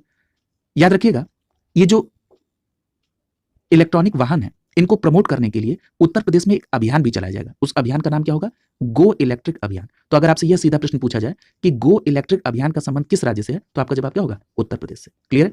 अगला देखिए, यहां पर एक बात और याद रखिएगा कि जो इलेक्ट्रिक व्हीकल नीति 2022-27 है इसके क्रियान्वयन के लिए औद्योगिक विकास एवं अस्थापना के जो आयुक्त हैं उनकी अध्यक्षता में 12 सदस्यीय एम्पावर्ड कमेटी का गठन किया जाएगा। क्लियर? यानी औद्योगिक विकास एवं अस्थापना आयुक्त की अध्यक्षता में कितने सदस्यीय एम्पावर्ड कमेटी होगी? 12 सदस्यीय एम्पावर्ड कमेटी होगी जो कि इलेक्ट्रिक व्हीकल नीति का क्रियान्वयन देखेगी। क्लियर? अगला पॉइंट देखिए, यहां पर एक बात और याद रखिएगा, यहां पर 1 साल तक जो वाहनों की खरीद है इलेक्ट्रिक व्हीकल्स की उस पर सरकार को छूट भी देगी। तो आइए जरा इसको भी देखते हैं। अगर हम बात करें दोपहिया वाहन की, तो जो दोपहिया इलेक्ट्रिक वाहन है इनकी खरीद पर फैक्ट्री कीमत पर 15% की छूट दी जाएगी और ये अधिकतम छूट कितने की होगी? 5,000 रुपए की। पहले 2 लाख वाहनों को छूट मिलेगी और इसके लिए बजट में 100 करोड़ रुपए का भी प्रावधान किया गया है। ये भी महत्वपूर्ण बात है, ध्यान में रखेंगे।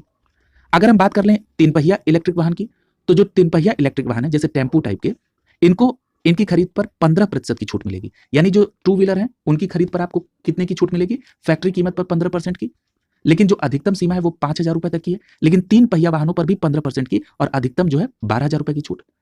इसके लिए बजट में 60 करोड़ रुपए का प्रावधान किया गया है और ये पहले 50,000 वाहन पर इनको छूट मिलेगी। अगला जो है 4 पहिया वाहन, इस पर भी 15% की छूट। इसके लिए अधिकतम 1 लाख रुपए की छूट का प्रावधान है और बजट में 250 करोड़ रुपए का प्रावधान किया गया है। अगर हम ई बस की बात करें तो इसके लिए भी 15% की छूट का प्रावधान है और जो अधिकतम छूट होगी वो 20 लाख रुपए तक की होगी। और याद रखिएगा बजट में 80 करोड़ रुपए का प्रावधान किया गया है। क्लियर? अगला जो टॉपिक है वो है बुंदेलखंड एक्सप्रेसवे का उद्घाटन। याद रखिएगा प्रधानमंत्री नरेंद्र मोदी ने 16 जुलाई 2022 को जालौन जिले के उरई तहसील के कैथेरी गांव में बुंदेलखंड एक्सप्रेसवे का उद्घाटन किया। तो अगर आपसे ये प्रश्न पूछा जाए कि बुंदेलखंड एक्सप्रेसवे का उद्घाटन कहां किया गया, तो जालौन जिले के उरई तहसील के कैथेरी गांव में। याद रखिएगा ये जो बुंदेलखंड एक्सप्रेसवे है इसकी कुल लंबाई 296 किलोमीटर है और ये 7 जिलों से होकर गुजरेगा। क्लियर है? कहां से? चित्रकूट, बांदा, महोबा, हमीरपुर, जालौन, औरैया और इटावा। अब ये फंक्शनिंग में भी आ चुका है। क्लियर? अगर हम बात करें इसकी आधारशिला की, तो इसकी आधारशिला फरवरी 2020 में रखी गई थी। क्लियर? यानी इसको निर्माण में 28 महीने का समय लगा। यहां पर एक बात और याद रखिएगा, ये जो बुंदेलखंड एक्सप्रेसवे है ये चित्रकूट जिले के गोंडा गांव में NH 35 से इटावा जिले के कुदरैल गांव तक है और अंत में आगरा लखनऊ एक्सप्रेसवे से ये जुड़ जाता है। क्लियर? तो इस बात को भी ध्यान रखेंगे कि इसका अंतिम छोर कहां तक है, तो ये चित्रकूट जिले के गोंडा गांव में NH 35 से इटावा जिले के कुदरैल गांव तक ये है। अब हम अगले पॉइंट की तरफ चल रहे हैं। अगला पॉइंट है उत्तर प्रदेश हिंदी संस्थान पुरस्कार 2021। याद रखिएगा ये जो उत्तर प्रदेश में हिंदी संस्थान पुरस्कार 2021 है, इसके तहत जो पुरस्कारों की घोषणा की गई वो 2 अगस्त 2022 को की गई। क्लियर है? और ये पुरस्कार किस वर्ष के लिए दिए जा रहे हैं? 2021 के लिए। आइए नीचे यहां पर पुरस्कारों की एक सूची दी गई है, इसके माध्यम से आप पुरस्कारों को कवर करेंगे। इसमें जो सबसे महत्वपूर्ण पुरस्कार आपको ध्यान में रखना है वो है भारत भारती सम्मान। तो याद रखिएगा ये जो भारत भारती सम्मान है ये दिल्ली के रमानाथ त्रिपाठी जी को दिया गया। क्लियर है? तो ध्यान रखेंगे भारत भारती सम्मान जो है किसको दिया गया 2021 के लिए, तो ये हिंदी संस्थान की तरफ से डॉक्टर रमानाथ त्रिपाठी को दिया गया जो कि दिल्ली से संबंधित हैं। इनको प्रशस्ति पत्र गंगा प्रतिमा के साथ 8 लाख रुपए की नगद राशि दी गई। क्लियर? यानी 8 लाख रुपए मिलता है भारत भारती सम्मान के तहत और यह पुरस्कार मिला किसको? रमानाथ त्रिपाठी जी को। अगला जो सम्मान है वो है लोहिया सम्मान जो कि देहरादून के बुद्धिनाथ मिश्र को मिला। अगर हम बात करें महात्मा गांधी साहित्य सम्मान की तो यह महाराष्ट्र के विश्वास किशन पाटिल जी को मिला। अगर हम बात करें, ये इंपॉर्टेंट है, पंडित दीनदयाल उपाध्याय साहित्य सम्मान की तो ये राम शरण गौड़ जी को मिला जिनका संबंध गौतम बुद्ध नगर से है। अगर हम बात करें अवंती साहित्य सम्मान की तो याद रखिएगा ये लखनऊ के ओम प्रकाश मिश्र जी को मिला। कौन सा पुरस्कार? अवंती सम्मान पुरस्कार, और ये कहां के? लखनऊ के हैं। अगला जो सम्मान है ये इंपॉर्टेंट है, हिंदी गौरव सम्मान। तो याद रखिएगा हिंदी गौरव सम्मान गिरिराज शरण अग्रवाल जी को मिला और इनका संबंध हरियाणा से है। अगर हम बात करें राशि पुरुषोत्तम दास टंडन साहित्य सम्मान की तो ये दक्षिण भारत हिंदी प्रसार सभा मद्रास चेन्नई को पुरस्कार मिला है। अगला जो पुरस्कार ये इंपॉर्टेंट है, अटल बिहारी वाजपेयी साहित्य सम्मान। याद रखिएगा हृदय नारायण दीक्षित जी को अटल बिहारी वाजपेयी साहित्य सम्मान मिला है। याद रखिएगा ये जो अभी आपने भारत भारती सम्मान के अलावा जो भी सम्मान देखे हैं, इस सभी सम्मान में जो पुरस्कार राशि दी जाती है वो 5 लाख रुपए की दी जाती है। क्लियर है? और अभी आपने देखा था कि भारत भारती सम्मान के लिए जो पुरस्कार राशि दी जाती है वो 8 लाख रुपए है। क्लियर है? तो ये भी कई बार स्टेटमेंट में इस प्रकार के प्रश्न पूछे गए। क्लियर है? अगर हम बात कर लें लोक भूषण सम्मान की तो इसके लिए 2.5 लाख रुपए दिया जाता है और ये जो लोक भूषण सम्मान है ये महेंद्र भानावत जी को दिया गया, इनका संबंध राजस्थान से है। यदि हम बात करें कला भूषण सम्मान की तो इसके लिए भी 2.5 लाख रुपए का प्रावधान है और ये दिल्ली के सुधांशु चतुर्वेदी को दिया गया है कला भूषण सम्मान। क्लियर है? अगला देखिए, अगला है विज्ञान भूषण सम्मान। इसके लिए भी 2.5 लाख रुपए की पुरस्कार राशि दी जाती है और ये जो विज्ञान भूषण सम्मान है ये प्रयागराज के विजय चितौरी जी को मिला है। तो ये ध्यान में रखेंगे, लोक सेवा आयोग का जो मुख्यालय है वो प्रयागराज में है और प्रयागराज के ही विजय चितौरी जी को विज्ञान भूषण सम्मान मिला है, इसलिए इसको आप ध्यान में रखेंगे। पत्रिका भूषण सम्मान की बात करें तो इसके लिए भी 2.5 लाख रुपए दिए जाते हैं और ये नोएडा के बलबीर पुंजी जी को दिया गया है। अगला जो इंपॉर्टेंट है वो है प्रवासी भारतीय हिंदी भूषण सम्मान। याद रखिएगा ये जो प्रवासी भारतीय हिंदी भूषण सम्मान है इसके लिए भी 2.5 लाख रुपए दिए जाते हैं पुरस्कार राशि के तौर पर और ये पुरस्कार फ्रांस की नलिनी बलबीर जी को दिया गया। क्लियर है? तो ध्यान रखेंगे नलिनी बलबीर जी को जो कि फ्रांस से हैं प्रवासी भारतीय हिंदी भूषण सम्मान मिला है। यदि हम बात करें बाल साहित्य भारती सम्मान की तो ये जो बाल साहित्य भारती सम्मान है इसके लिए भी 2.5 लाख रुपए दिए जाते हैं और ये पुरस्कार पंजाब के फकीर चंद्र शुक्ला को और मथुरा के दिनेश पाठक शशि जी को बाल साहित्य भारती सम्मान दिया गया।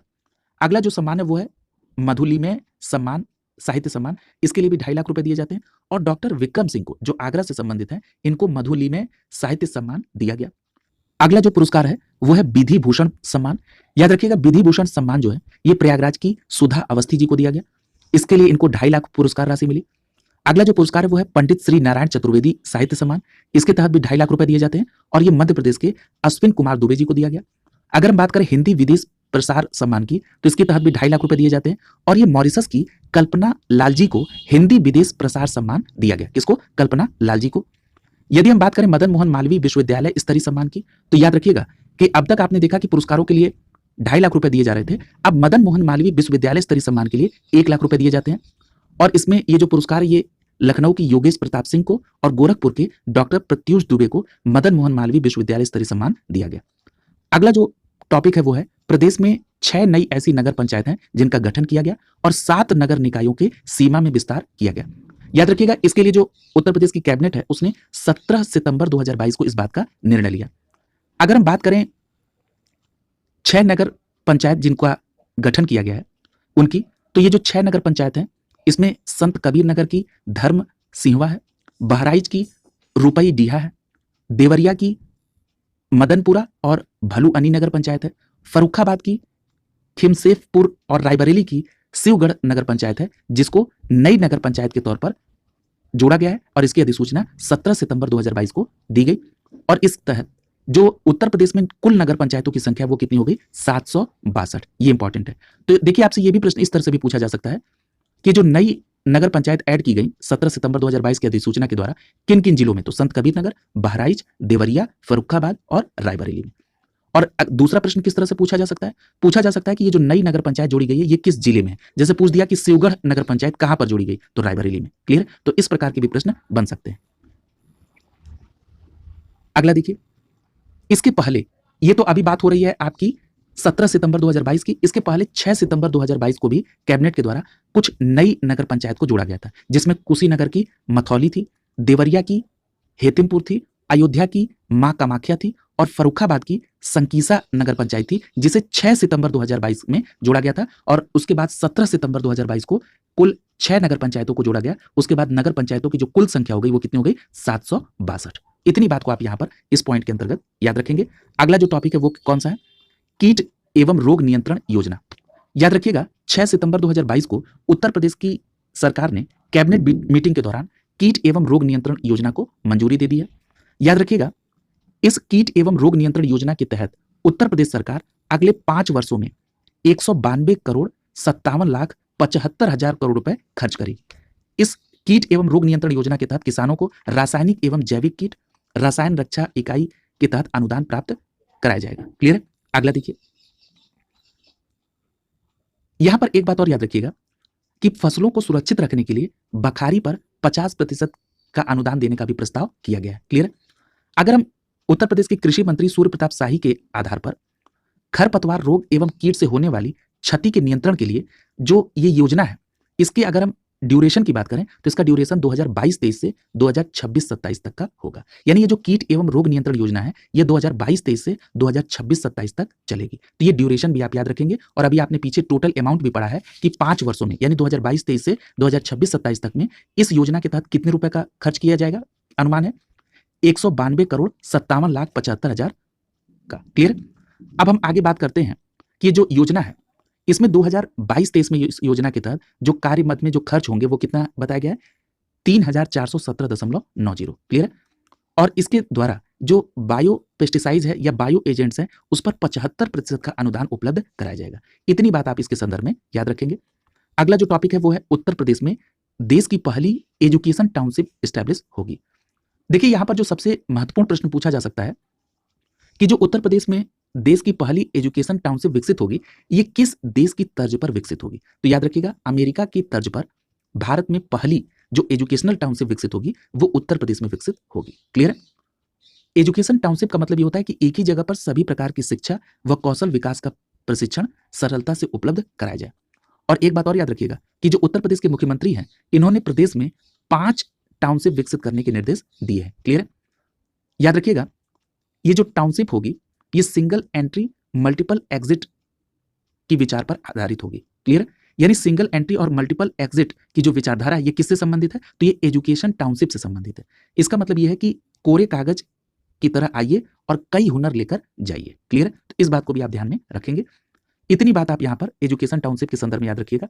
अगला जो टॉपिक है वो है देश में पहली नाइट सफारी और जैव विविधता पार्क। याद रखिएगा 16 अगस्त 2022 को उत्तर प्रदेश के मुख्यमंत्री की अध्यक्षता में जो कैबिनेट बैठक हुई उसमें कहा गया कि लखनऊ में देश की पहली नाइट सफारी और जैव विविधता पार्क पर्यटन विभाग के द्वारा बनाया जाएगा। क्लियर है? यहां पर एक बात याद रखिएगा जो महत्वपूर्ण है कि ये जो उत्तर प्रदेश के लखनऊ में देश की पहली नाइट सफारी और जैव विविधता पार्क बनेगा, ये किस देश की तर्ज पर होगा। जैसे अभी आपने देखा कि जो एजुकेशन टाउनशिप है ये अमेरिका की तर्ज पर, तो उसी प्रकार से नाइट सफारी और जैव विविधता पार्क जो है ये सिंगापुर की तर्ज पर उत्तर प्रदेश के लखनऊ में बनेगा। यही महत्वपूर्ण पॉइंट है जो आपको ध्यान में रखना है। क्लियर है? देखिए उत्तर प्रदेश देश के संदर्भ में अगर हम बात करें तो देश में 13 ओपन डे सफारी तो है, लेकिन एक भी नाइट सफारी नहीं है। अब ये जो भारत की पहली नाइट सफारी होगी और उत्तर प्रदेश की पहली, तो वो कहां पर होगी? लखनऊ में, सिंगापुर की तर्ज पर। क्लियर है? याद रखिएगा ये जो पहली नाइट सफारी हो रही है ये किसके तर्ज पर? सिंगापुर की। याद रखिएगा ये जो क्षेत्रफल में स्टैब्लिश होगी वो कितने क्षेत्रफल में होगी? 2027.46 हेक्टेयर क्षेत्रफल में। क्लियर है? और ये किस वन क्षेत्र में बनेगी? तो ये कुकरेल वन क्षेत्र में 350 एकड़ में नाइट सफारी विकसित की जाएगी। तो याद रखिएगा इस क्षेत्र को भी, ये जो उत्तर प्रदेश में नाइट सफारी होगी ये कुकरेल वन क्षेत्र में 350 एकड़ में स्टैब्लिश होगी और 150 एकड़ में प्राणी उद्यान बनाया जाएगा। इतनी बात आप यहां पर नाइट सफारी और जैव विविधता पार्क के संदर्भ में याद रखेंगे। अगला देखिए, अगला जो टॉपिक है वो है यूपी परिवार कल्याण कार्ड परिवार आईडी योजना। देखिए इलेक्ट्रॉनिक्स और सूचना प्रौद्योगिकी मंत्रालय के माध्यम से केंद्र सरकार ने उत्तर प्रदेश को अपने निवासियों के लिए उत्तर प्रदेश परिवार कल्याण कार्ड योजना को हाल ही में लॉन्च करने की अनुमति दे दी है। क्लियर? अब उत्तर प्रदेश में भी उत्तर प्रदेश परिवार कल्याण कार्ड योजना लागू हो गई है। किसके माध्यम से? इलेक्ट्रॉनिक्स और सूचना प्रौद्योगिकी मंत्रालय के माध्यम से। क्लियर है? इसके पूर्व में आपने उत्तर प्रदेश में एक पोर्टल लॉन्च की बात पढ़ी है, वो क्या है? One family one identity. Clear है? तो उसको भी याद रखेंगे, जो उसमें फैमिली आईडी है वो 12 अंकों की होगी। क्लियर? तो इतनी बात आप यहां पर ध्यान में रखेंगे और याद रखिएगा उत्तर प्रदेश में जो ये योजना होगी जैसे अन्य राज्यों में चल रही उस तरह यहां पर भी आएगी। जैसे हरियाणा में इसको लेकर जो योजना का नाम है वो क्या है? परिवार पहचान पत्र। और कर्नाटक में जो नाम है इस कार्ड का वो है कुटुंबा कार्ड। क्लियर? तो अगर आपसे ये भी पूछ लिया जाए कि कुटुंबा कार्ड का संबंध किस राज्य से है तो कर्नाटक से है। क्लियर? अगला देखिए, अगला जो टॉपिक है वो है 6 प्रस्तावित, 7 निर्माणाधीन और 6 पूर्ण रूप से संचालित एक्सप्रेसवे वाला उत्तर प्रदेश पहला राज्य है। याद रखिएगा अभी हाल ही में उत्तर प्रदेश में धार्मिक स्थलों को जोड़ने के लिए 6 नए एक्सप्रेसवे को प्रस्तावित किया गया है। इससे हरिद्वार और वाराणसी भी गंगा एक्सप्रेसवे से जुड़ेंगे। क्लियर? यानी जो गंगा एक्सप्रेसवे का जो दूसरा चरण होगा वो मेरठ से हरिद्वार और प्रयागराज से वाराणसी तक ग्रीनफील्ड एक्सप्रेसवे का प्रस्ताव आया है।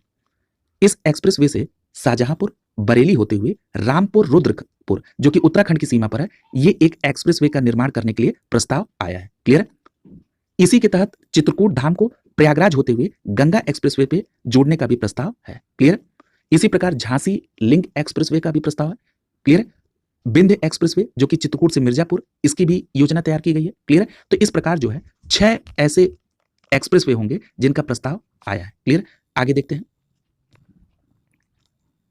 अभी चर्चा हुई है कि यूपी में जो पहले से ही एक्सप्रेसवे संचालित हैं उनकी संख्या कितनी है? तो याद रखिएगा उनकी संख्या 6 है जो एक्सप्रेसवे इस समय रनिंग पोजीशन में है।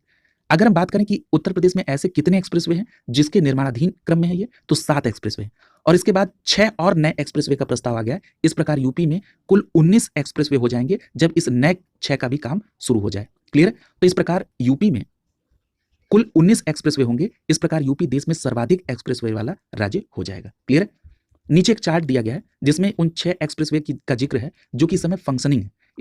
पहला है यमुना एक्सप्रेसवे 165 किलोमीटर का, दूसरा है ग्रेटर नोएडा एक्सप्रेसवे 25 किलोमीटर का, आगरा लखनऊ एक्सप्रेसवे 302 किलोमीटर का, दिल्ली मेरठ एक्सप्रेसवे 96 किलोमीटर का, पूर्वांचल एक्सप्रेसवे 341 किलोमीटर का और बुंदेलखंड एक्सप्रेसवे 296 किलोमीटर का। ये इस समय एक्सप्रेसवे फंक्शनिंग है।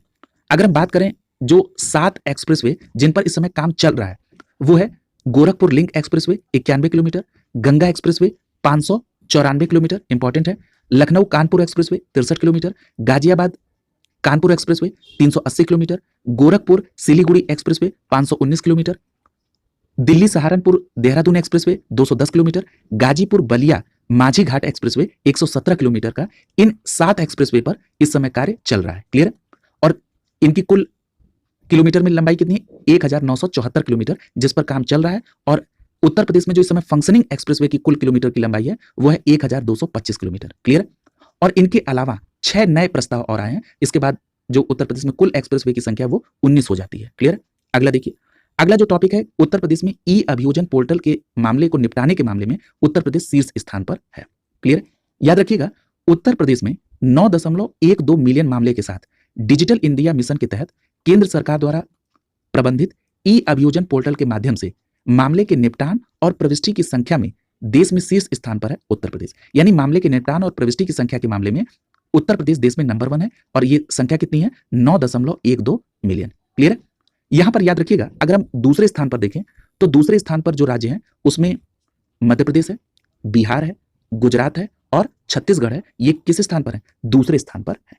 केवल इतनी बात आपको ई अभियोजन पोर्टल के मामले को निपटाने में जो राज्यों का क्रम है वो ध्यान रखना है। पहले स्थान पर उत्तर प्रदेश, दूसरे स्थान पर मध्य प्रदेश, बिहार, गुजरात और छत्तीसगढ़ है। क्लियर। अगला देखिए, अगला जो टॉपिक है, भरतौल उत्तर प्रदेश का पहला गांव जहां पर हर घर आरओ पानी की आपूर्ति होती है। याद रखिएगा, ये जो भरतौल गांव है ये किस जिले में है? तो याद रखिएगा, ये बरेली जिले में। यानी उत्तर प्रदेश में एक जिला है बरेली और बरेली जिले में एक ब्लॉक आता है जिसका नाम है बिथिरी चैनपुर ब्लॉक। ये ब्लॉक का नाम उतना महत्वपूर्ण नहीं है लेकिन जिला आप जरूर याद रखिएगा कि जो भरतौल गांव है ये बरेली जिले में है और ये भरतौल गांव प्रदेश का ऐसा पहला गांव बन गया है जहां पर हर घर में आरओ पानी की आपूर्ति की जा रही है। क्लियर। तो इतनी बात आप यहां पर भरतौल गांव के बारे में याद रखेंगे। अगला देखिए, अगला जो टॉपिक है वो है फतेहगढ़ सेंट्रल जेल को 5 स्टार ईट राइट सर्टिफिकेट मिला है। क्लियर। याद रखिएगा, ये जो फतेहगढ़ सेंट्रल जेल है ये किस जिले में है? तो याद रखिएगा, फर्रुखाबाद में। यानी उत्तर प्रदेश में एक जिला है फर्रुखाबाद और फर्रुखाबाद की एक सेंट्रल जेल है जिसका नाम है फतेहगढ़ सेंट्रल जेल। यहां पर कैदियों को उच्च क्वालिटी का भोजन देने के मामले में भारतीय खाद्य सुरक्षा और मानक प्राधिकरण अर्थात FSSAI ने फतेहगढ़ सेंट्रल जेल को 5 स्टार रेटिंग दी है। तो ये ध्यान रखेंगे कि फतेहगढ़ सेंट्रल जेल कहां पर है? फर्रुखाबाद में। और इसे 5 स्टार ईट राइट सर्टिफिकेट मिला है किसकी तरफ से? FSSAI की तरफ से। क्लियर। और ये जो सर्टिफिकेट होगा इसकी वैधता कब तक है? 18 अगस्त 2024 तक। इतनी बात को आप इस टॉपिक के अंतर्गत याद रखेंगे।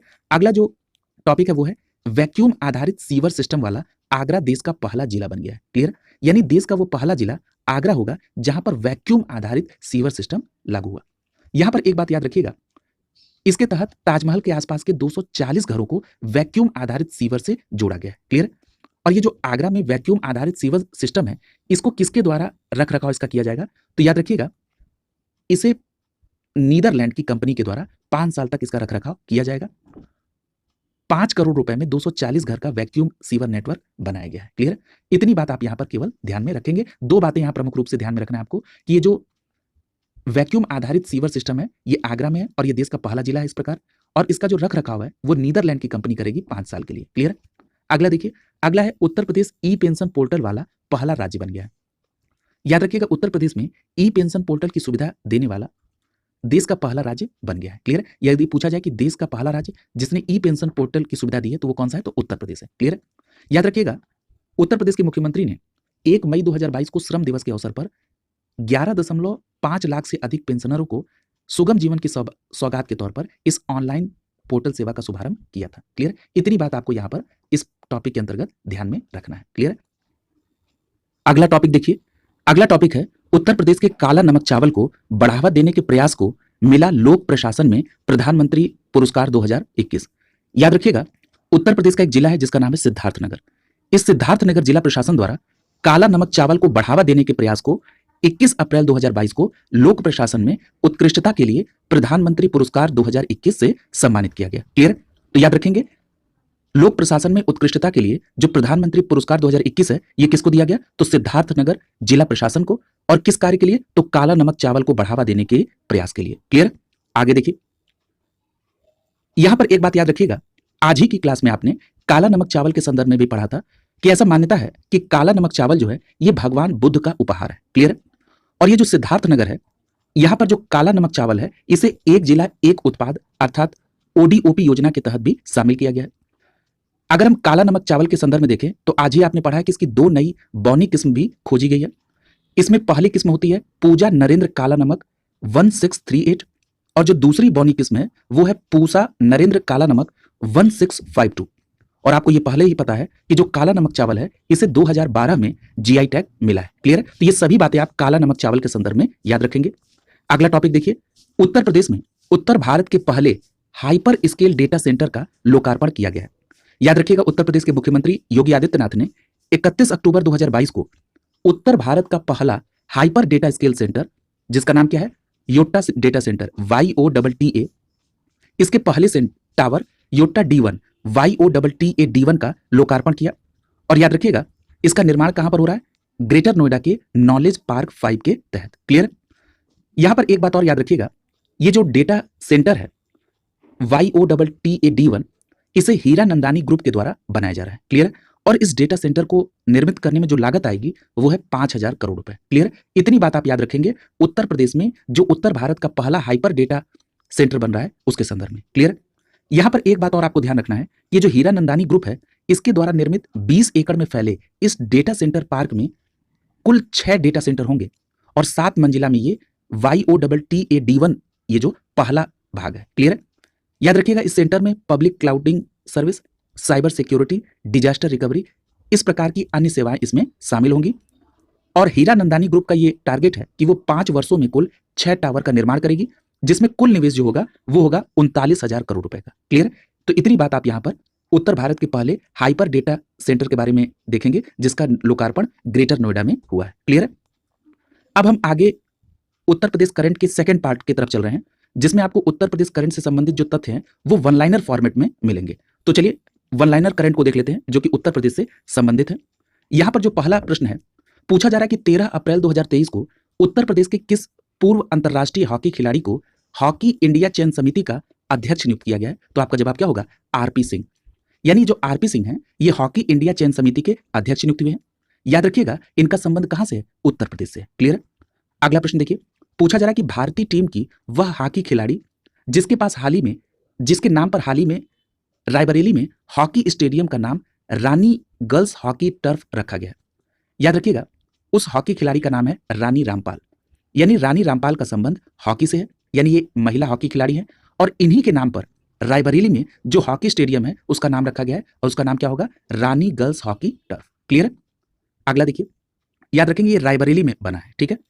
अगला पूछा जा रहा है कि हाल ही में राज्य सरकार ने शिक्षकों की नियुक्ति के लिए किस आयोजन के गठन की घोषणा की है। तो याद रखिएगा, शिक्षकों की नियुक्ति के लिए अब एक नया चयन आयोग होगा, जिसका नाम है राज्य शिक्षा सेवा चयन आयोग। और ये शिक्षकों के संबंधित जो भी जिस लेवल के भी शिक्षक की नियुक्ति करना हो वो इसी आयोग के द्वारा किया जाएगा, जिसका नाम है राज्य शिक्षा सेवा चयन आयोग।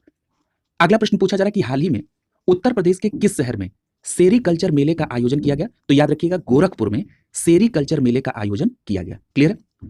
अगला प्रश्न देखिए, पूछा जा रहा है कि 31 मार्च 2023 को घोषित नई विदेशी व्यापार नीति 2023 में उत्तर प्रदेश के किन शहरों को उत्कृष्ट निर्यात केंद्र बनाने की घोषणा की गई है। तो याद रखिएगा, उत्तर प्रदेश के 3 शहर को उत्कृष्ट निर्यात केंद्र बनाने की घोषणा नई विदेशी व्यापार नीति 2023 में की गई है। अब ये 3 शहर कौन कौन से हैं, वाराणसी, मुरादाबाद और मिर्जापुर। याद रखेंगे, ये इंपॉर्टेंट है। वाराणसी, मुरादाबाद और मिर्जापुर को उत्कृष्ट निर्यात केंद्र बनाने की घोषणा की गई है। अगला प्रश्न देखिए, अगला प्रश्न है 1988 बैच के आईपीएस अधिकारी, यहां आईपीएस होगा, 31 मार्च 2023 को उत्तर प्रदेश के कार्यवाहक डीजीपी नियुक्त किए गए हैं, उनका नाम क्या है। तो याद रखिएगा, आरके विश्वकर्मा साहब को उत्तर प्रदेश का नया कार्यवाहक डीजीपी नियुक्त किया गया है। क्या नाम है, आरके विश्वकर्मा, और ये 1988 बैच के आईपीएस अधिकारी हैं। अगला प्रश्न पूछा जा रहा है कि मार्च 2023 में केंद्र सरकार ने उत्तर प्रदेश के किस जिले में मेगा टेक्सटाइल पार्क निर्माण को मंजूरी दे दी है। तो याद रखिएगा, लखनऊ में मेगा टेक्सटाइल पार्क बनेगा, इसके लिए केंद्र सरकार ने मंजूरी दे दी है। अगला प्रश्न पूछा जा रहा है कि उत्तर प्रदेश सरकार ने हाल ही में किसे G20 का ब्रांड एम्बेसडर बनाया है। तो याद रखिएगा, स्क्वाड्रन लीडर तुलिका रानी को, क्या नाम है, तुलिका रानी, ये G20 की ब्रांड एम्बेसडर होंगी। इस बात की घोषणा उत्तर प्रदेश सरकार ने की है।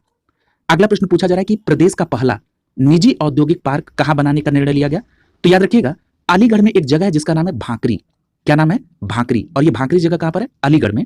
यहां पर प्रदेश का पहला निजी औद्योगिक पार्क बनाया जाएगा। अगला प्रश्न पूछा जा रहा है कि 17 से 26 मार्च 2023 के बीच उत्तर प्रदेश में कहां पर G20 की थीम पर आधारित पुस्तक मेले का आयोजन किया गया। तो याद रखिएगा, लखनऊ में G20 की थीम पर आधारित पुस्तक मेला आयोजित हुआ। कब से कब तक, तो 17 से 26 मार्च 2023 के बीच। अगला प्रश्न देखिए, पूछा जा रहा है कि उत्तर प्रदेश के किस शहर में तमिलनाडु की कंपनी, क्या नाम है उसका, टेमो हाउस, इसने राज्य का पहला अरोमा पार्क का निर्माण करेगी। कहां पर, तो याद रखिएगा, कन्नौज में। अब यहां पे आपको 3 बातें याद रखनी है। सबसे पहली बात कि उत्तर प्रदेश राज्य का पहला अरोमा पार्क कहां बनेगा? कन्नौज में। दूसरी बात, ये जो कन्नौज में पहला अरोमा पार्क बनेगा, इसका निर्माण किस कंपनी के द्वारा किया जाएगा? तो कंपनी का नाम है टेमो हाउस और ये कहां की कंपनी है? तमिलनाडु की। क्लियर है? अगला प्रश्न पूछा जा रहा है कि हाल ही में उत्तर प्रदेश में कहां पर 2 दिवसीय बाजरा महोत्सव का आयोजन किया गया? याद रखिएगा, इस प्रकार के प्रश्न पूर्व में पूछे गए हैं तो ध्यान रखिएगा। और बाजरा महोत्सव इसलिए भी महत्वपूर्ण है क्योंकि 2023 को अंतर्राष्ट्रीय मोटे अनाज वर्ष के तौर पर सेलिब्रेट किया जा रहा है। तो याद रखेंगे, 2 दिवसीय उत्तर प्रदेश में जो बाजरा महोत्सव है, ये आगरा में आयोजित किया गया। आगरा में बाजरा महोत्सव। क्लियर है? 2 दिवसीय। अगला प्रश्न है, बर्जर ग्रुप की एशिया की सबसे बड़ी पेंट फैक्ट्री का लोकार्पण मार्च 2023 में कहां पर हुआ? तो आपने पढ़ा है उत्तर प्रदेश के हरदोई में बर्जर ग्रुप के द्वारा एशिया की सबसे बड़ी पेंट फैक्ट्री का लोकार्पण किया गया। कहां पर? हरदोई, उत्तर प्रदेश में। अगला देखिए, पूछा जा रहा है कि उत्तर प्रदेश ने हाल ही में किस तरह के वाहन पर सीधे सब्सिडी देने की योजना बनाई है? तो याद रखिएगा, इलेक्ट्रिक वाहन पर। और आपने आज ही की क्लास में, डिटेल क्लास में इसको देखा है कि 2 पहिया, 3 पहिया, 4 पहिया और बसेस पर कितनी कितनी सब्सिडी देने का प्रावधान है। अगला देखिए, और यह भी निर्धारित किया गया कि 2030 तक जितनी भी सरकारी ऑफिस में गाड़ियां हैं उन सभी को इलेक्ट्रिक वाहन में तब्दील कर दिया जाएगा। यह भी टारगेट आप ध्यान में रखेंगे। अगला जो प्रश्न है, पूछा जा रहा है कि उत्तर प्रदेश के किस जिले में चौथा अंतर्राष्ट्रीय फिल्म महोत्सव का आयोजन किया गया? इंपॉर्टेंट है, याद रखिएगा, आजमगढ़ में। उत्तर प्रदेश का एक डिस्ट्रिक्ट है आजमगढ़, यहां पर चौथा अंतर्राष्ट्रीय फिल्म महोत्सव 2023 का आयोजन किया गया। ये जो अंतर्राष्ट्रीय फिल्म महोत्सव 2023 है, किस क्रम का था? चौथा। और कहां पर आयोजित हुआ? आजमगढ़ में। अगला प्रश्न पूछा जा रहा है कि हाल ही में उत्तर प्रदेश के किस शहर में यूनिवर्सल हेल्थ कवरेज डे 2022 का समारोह मनाया गया? तो याद रखिएगा, उत्तर प्रदेश के वाराणसी में यूनिवर्सल हेल्थ कवरेज डे 2022 मनाया गया। कहां पर? वाराणसी में। अगला देखिए, अगला प्रश्न पूछा जा रहा है कि हाल ही में उत्तर प्रदेश के किस शहर में एम्स की तर्ज पर अखिल भारतीय आयुर्वेद संस्थान खोलने का निर्णय लिया गया? तो याद रखिएगा, वाराणसी में एम्स की तर्ज पर अखिल भारतीय आयुर्वेद संस्थान खोलने का निर्णय लिया गया। कहां पर? वाराणसी में। अगला प्रश्न पूछा जा रहा है कि प्रदेश का वह जिला जहां पहली सेमीकंडक्टर इकाई लगाने का निर्णय लिया गया? तो आपका जवाब होगा गौतम बुद्ध नगर। और गौतम बुद्ध नगर के नोएडा सेक्टर 28 में पहली सेमीकंडक्टर इकाई लगाने का निर्णय लिया गया। क्लियर है? अगला प्रश्न देखिए, पूछा जा रहा है कि इंटर ऑपरेबल क्रिमिनल जस्टिस यानी ICJS, क्या नाम है इसका full form? Inter operable criminal justice. इसके तहत प्रकरण निस्तारण की प्रविष्टि मामले में उत्तर प्रदेश का देश में कौन सा स्थान है? तो याद रखिएगा, पहला स्थान है, यह आपने देखा है। अगला है, उत्तर प्रदेश का वह शहर जहां पर हाल ही में प्रदेश की पहली क्षेत्रीय फिल्म सिटी का निर्माण की घोषणा की गई है? तो याद रखिएगा, वो गोरखपुर है। यह बहुत इंपॉर्टेंट प्रश्न है। यानी उत्तर प्रदेश में प्रदेश की पहली क्षेत्रीय फिल्म सिटी का जो निर्माण है वो गोरखपुर में करने की घोषणा की गई है। क्लियर है? अगला प्रश्न पूछा जा रहा है कि उत्तर प्रदेश के किस संस्थान के शोधकर्ताओं के द्वारा जम्मू कश्मीर में नील हरित शैवाल के पहले जीन्स की खोज की गई? तो याद रखिएगा, BHU यानी बनारस हिंदू यूनिवर्सिटी के शोधकर्ताओं के द्वारा जम्मू कश्मीर में नील हरित शैवाल की जीन्स की खोज की गई है। क्लियर? अगला प्रश्न है कि हाल ही में संपन्न विश्व आर्थिक मंच 2023 की बैठक में उत्तर प्रदेश के प्रतिनिधि मंडल का नेतृत्व किसने किया? तो याद रखिएगा, योगी आदित्यनाथ ने विश्व आर्थिक मंच 2023 में उत्तर प्रदेश के प्रतिनिधि मंडल का नेतृत्व किया। अगला प्रश्न पूछा जा रहा है कि उत्तर प्रदेश का पहला ग्लास स्काई वॉक किस जिले में बनाया जाएगा? तो याद रखिएगा, चित्रकूट में उत्तर प्रदेश का पहला ग्लास स्काई वॉक बनाया जाएगा। यह भी इंपॉर्टेंट है, यानी उत्तर प्रदेश का पहला ग्लास स्काई वॉक कहां बनेगा? चित्रकूट में। अगला देखिए, पूछा जा रहा है कि उत्तर प्रदेश में 10 फरवरी से 12 फरवरी 2023 के बीच आयोजित Uttar Pradesh global investor summit 2023 की थीम क्या थी? तो याद रखिएगा, उत्तर प्रदेश में जो ग्लोबल इन्वेस्टर समिट का आयोजन किया गया, इसकी थीम थी उत्तर प्रदेश नए भारत का विकास इंजन। क्या थी? उत्तर प्रदेश नए भारत का विकास इंजन। क्लियर? अगला प्रश्न देखिए, पूछा जा रहा है कि 17 और 18 मार्च 2023 को उत्तर प्रदेश के किस शहर में SEO पर्यटन मंत्रियों की बैठक की गई? तो याद रखिएगा, SEO के पर्यटन मंत्रियों की बैठक वाराणसी में की गई। क्लियर है? कब? 17 से 18 मार्च 2023 को। और याद रखिएगा, SEO की तरफ से वाराणसी को पर्यटक राजधानी के तौर पर भी स्वीकृत किया गया है। क्लियर है?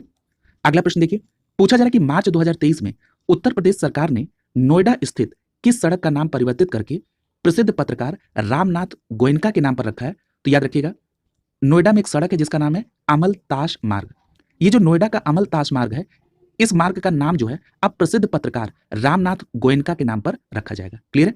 देखिए, इस प्रश्न को आपको इस तरह भी पूछा जा सकता है कि रामनाथ गोयनका का संबंध किस क्षेत्र से है? तो याद रखेंगे, ये पत्रकारिता क्षेत्र के हैं। अगला प्रश्न पूछा जा रहा है कि भारत में सबसे अधिक ऑनलाइन गेम खेलने वाले राज्यों में भारत में उत्तर प्रदेश का कौन सा स्थान है? तो याद रखिएगा, अगर हम भारत में ऑनलाइन गेम खेलने वाले राज्यों में देखें तो उत्तर प्रदेश का पहला स्थान है। अगला प्रश्न पूछा जा रहा है कि 18 से 28 जनवरी 2023 के बीच उत्तर प्रदेश में कहां पर सांसद खेल महाकुंभ 2022-23 आयोजित किया गया?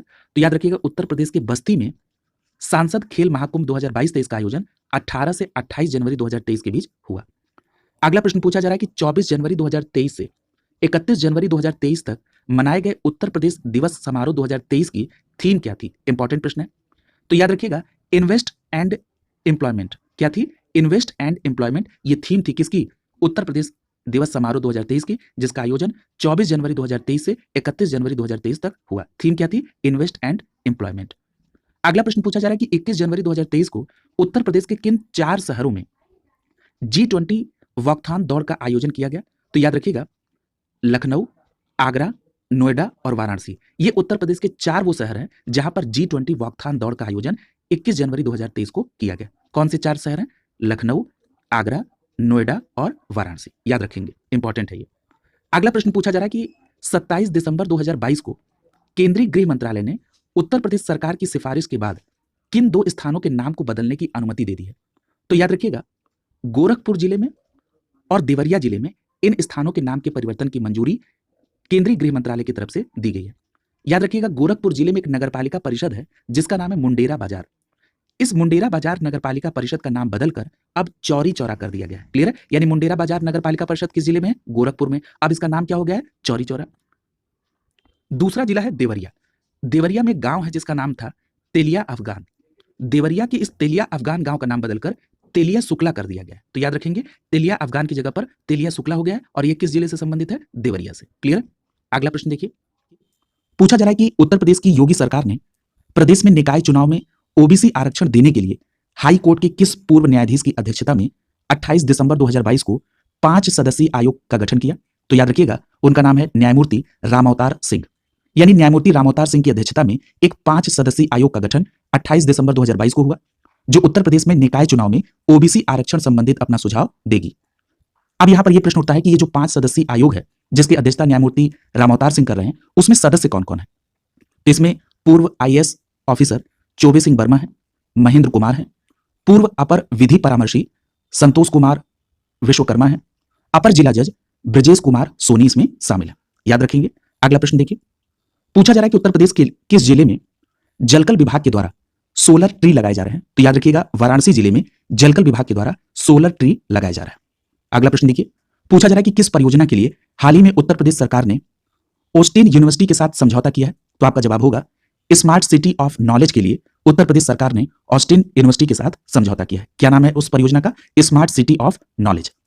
अगला देखिए, पूछा जा रहा है कि उत्तर प्रदेश के मिर्जापुर जिले की वह महिला जो भारत की पहली मुस्लिम महिला फाइटर पायलट बनी है, क्या नाम है? तो आपका जवाब होगा सानिया मिर्जा। ये जो सानिया मिर्जा है, ये मिर्जापुर जिले की है और मिर्जापुर जिला उत्तर प्रदेश में है और ये भारत की पहली मुस्लिम महिला फाइटर पायलट बनी है। अगला प्रश्न देखिए, पूछा जा रहा है कि 27 से 30 नवंबर 2022 के बीच 41वें रामायण मेले का आयोजन कहां किया गया? तो आपका जवाब होगा अयोध्या में। यानी जो रामायण मेला था, यह क्रम के आधार पर 41वां था, अयोध्या में आयोजित हुआ और कब से कब तक? तो 27 से 30 नवंबर 2022 के बीच। अगला देखिए, पूछा जा रहा है कि प्रदेश में फरवरी 2023 को प्रस्तावित ग्लोबल इन्वेस्टर समिट के लिए दिसंबर 2022 में 16 देशों में प्रदेश के प्रमुख मंत्रियों के द्वारा किए गए रोड शो के बाद कितने करोड़ का निवेश प्रस्ताव प्राप्त हुआ है? तो आपका जवाब होगा 7,12,288 करोड़ का। बहुत इंपॉर्टेंट प्रश्न है। यहां पर आपको 2 बातें याद रखनी है। सबसे पहली बात कि उत्तर प्रदेश में ग्लोबल इन्वेस्टर समिट जो है, यह फरवरी 2023 में प्रस्तावित है। इसके लिए दिसंबर 2022 में 16 देशों में उत्तर प्रदेश सरकार के प्रमुख मंत्री वहां पर रोड शो किए और इन सभी के द्वारा कुल 7,12,288 करोड़ रुपए के निवेश प्रस्ताव प्राप्त हुए। अगला प्रश्न देखिए, अगला प्रश्न है, उत्तर प्रदेश के प्रयागराज जिले के 2 साहित्यकार जिन्हें उर्दू और हिंदी के लिए 2022 में साहित्य अकादमी पुरस्कार से सम्मानित किया गया है, उनका नाम क्या है? तो याद रखिएगा, बद्री नारायण जी, जो कि हिंदी में साहित्य अकादमी पुरस्कार प्राप्त किए। इनकी कविता संग्रह का नाम है तुमड़ी के शब्द। और दूसरे हैं अनीस अशफाक, जिन्होंने उर्दू उपन्यास एवाब सरब के लिए साहित्य अकादमी पुरस्कार प्राप्त किया है। क्लियर है? और ये उत्तर प्रदेश के किस जिले से संबंधित है? तो प्रयागराज से। याद रखेंगे। अगला प्रश्न देखिए, पूछा जा रहा है कि दिसंबर 2022 में उत्तर प्रदेश सरकार ने किस आईआईटी का चुनाव उत्तर प्रदेश को स्टार्टअप हब बनाने के लिए किया है? तो आपका जवाब होगा आईआईटी कानपुर को उत्तर प्रदेश की सरकार ने चुना है उत्तर प्रदेश को स्टार्टअप हब बनाने के लिए। अगला प्रश्न देखिए, पूछा जा रहा है कि उत्तर प्रदेश के किस जिले में नैमिषारण्य क्षेत्र के समग्र विकास हेतु उत्तर प्रदेश सरकार ने हाल ही में नैमिषारण्य धाम तीर्थ विकास परिषद के गठन की घोषणा की है। याद रखिएगा, आप सभी को पता है कि जो नैमिषारण्य क्षेत्र है ये सीतापुर में है, लेकिन अगर पूछा जा रहा है कि नैमिषारण्य धाम तीर्थ विकास परिषद, तो इसके लिए आपको सीतापुर और हरदोई का नाम याद रखना होगा। क्लियर है? सीतापुर के साथ आप हरदोई का नाम याद रखेंगे नैमिषारण्य धाम तीर्थ विकास परिषद के लिए। अगला प्रश्न देखिए, पूछा जा रहा है कि नवंबर 2022 में किसे उत्तर प्रदेश वेट लिफ्टिंग संघ की पहली महिला अध्यक्ष चुना गया है? तो आपका जवाब क्या होगा? सबीना यादव। कहां की है? नोएडा की। तो याद रखेंगे, उत्तर प्रदेश वेट लिफ्टिंग संघ की पहली महिला अध्यक्ष है सबीना यादव, जो कि नोएडा से संबंधित है।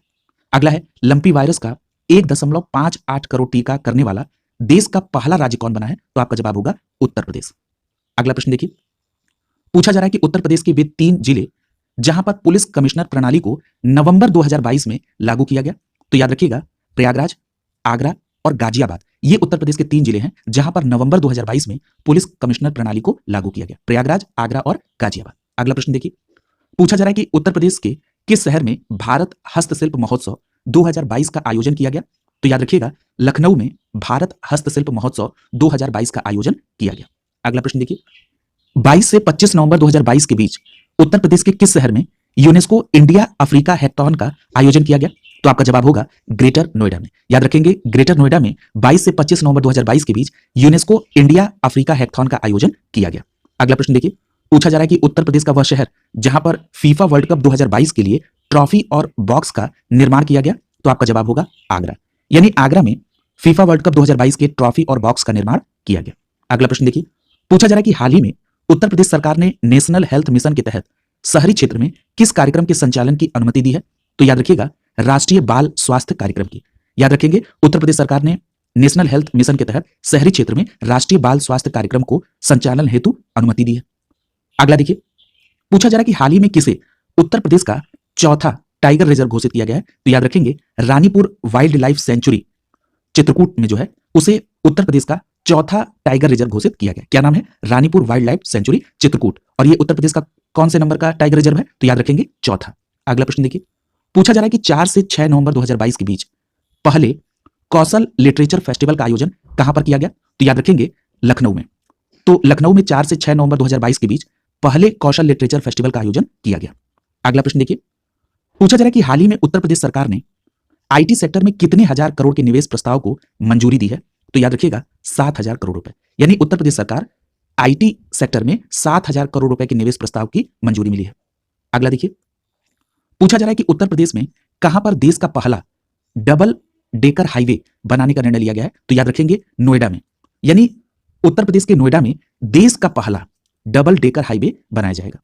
अगला प्रश्न है, हाल ही में उत्तर प्रदेश सरकार ने प्रदेश के किस पहले पर्यटन स्थल को 2041 तक शुद्ध शून्य कार्बन उत्सर्जन पर्यटन स्थल बनाने की घोषणा की है? तो उसका नाम है मथुरा वृंदावन। यानी मथुरा वृंदावन पर्यटन स्थल को उत्तर प्रदेश सरकार का यह लक्ष्य है कि वो 2041 तक शुद्ध शून्य कार्बन उत्सर्जन पर्यटन स्थल बना दे। किसको? मथुरा वृंदावन को। अगला प्रश्न देखिए, पूछा जा रहा है कि food safety and standard authority of India, जिसको शॉर्ट फॉर्म में FSSAI कहा जाता है, उन्होंने नवंबर 2022 में उत्तर प्रदेश के किस पहले रेलवे स्टेशन को ईट राइट स्टेशन का प्रमाण पत्र दिया है? तो आपका जवाब होगा प्रयागराज जंक्शन को। यानी उत्तर प्रदेश के प्रयागराज जंक्शन को ईट राइट स्टेशन प्रमाण पत्र मिला है। किसके द्वारा? FSSAI के द्वारा। कब मिला? तो नवंबर 2022 में।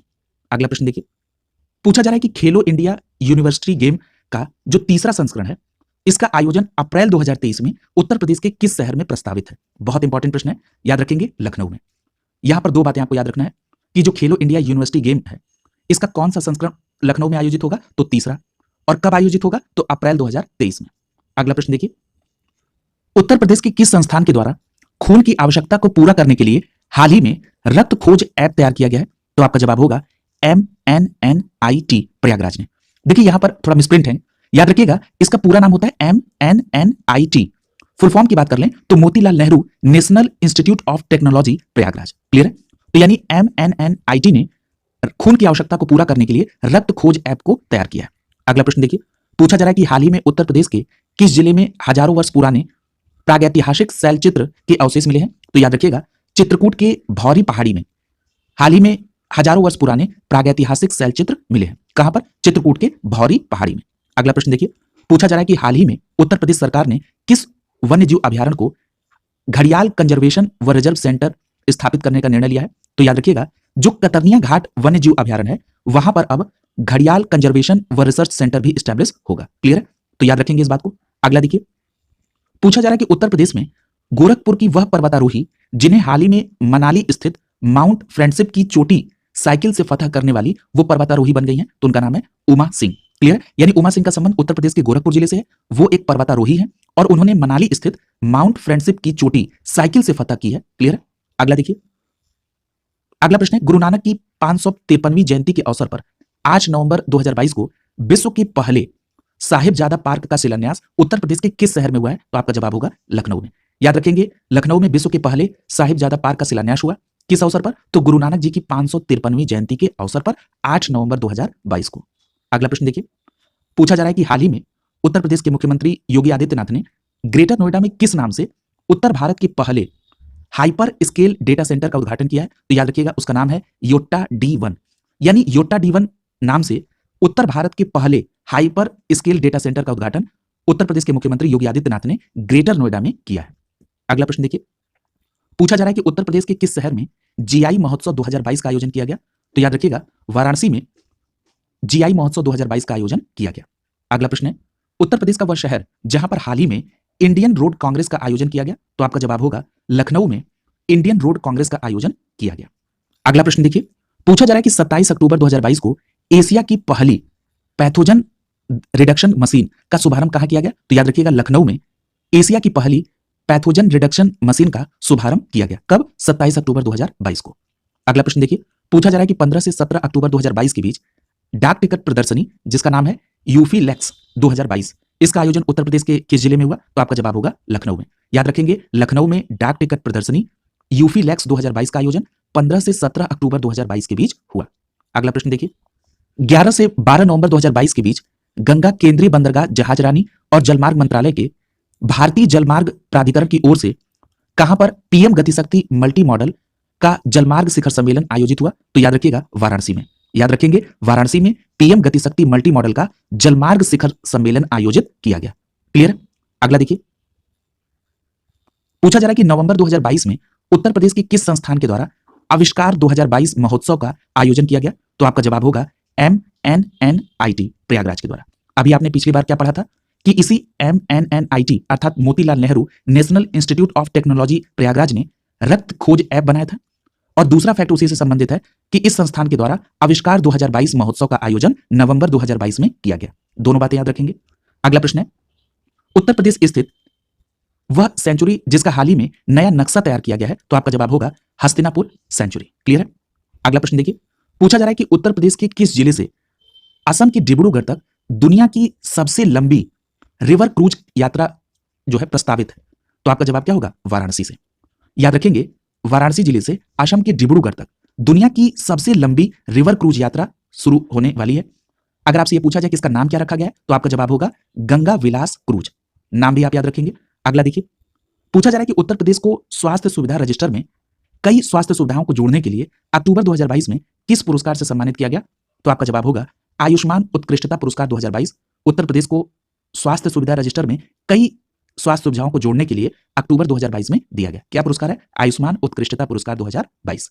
अगला देखिए, पूछा जा रहा है कि जल जीवन मिशन में योगी सरकार के प्रयासों से उत्तर प्रदेश का शीर्ष स्थान रहा। देश में नल का कनेक्शन देने के मामले में 6,89,990 अंक पाकर कौन सा जिला देश में शीर्ष पर रहा? तो याद रखिएगा, नाम है जिले का शाहजहांपुर। याद रखेंगे, शाहजहांपुर उत्तर प्रदेश में का एक जिला है जिसने देश में नल कनेक्शन देने के मामले में 6,89,990 अंक पाकर देश में शीर्ष स्थान प्राप्त किया है शाहजहांपुर ने। अगला प्रश्न देखिए, हाल ही में उत्तर प्रदेश के किस संस्थान ने फसलों को बीमारी से बचाने के लिए बायोडिग्रेडेबल नैनो पार्टिकल विकसित किया है? तो आपका जवाब होगा BHU वाराणसी ने। यानी BHU वाराणसी ने बायोडिग्रेडेबल नैनो पार्टिकल विकसित किया है। किस उद्देश्य से? तो फसलों को बीमारियों से बचाने के लिए। अगला प्रश्न देखिए, पूछा जा रहा है कि हाल ही में किस देश के दूतावास के द्वारा उत्तर प्रदेश के गाजियाबाद में मासिक धर्म स्वास्थ्य के लिए प्रोजेक्ट सारस शुरू किया गया है? तो आपका जवाब होगा इजराइल के दूतावास के द्वारा। यानी यहां पर दो बातें आपको याद रखनी है कि इजराइल दूतावास के द्वारा उत्तर प्रदेश के किस जिले में प्रोजेक्ट सारस शुरू किया गया? तो आपका जवाब होगा गाजियाबाद में। दूसरा प्रश्न यह बन सकता है कि प्रोजेक्ट सारस का संबंध किससे है? तो याद रखिएगा, मासिक धर्म स्वास्थ्य से संबंधित है।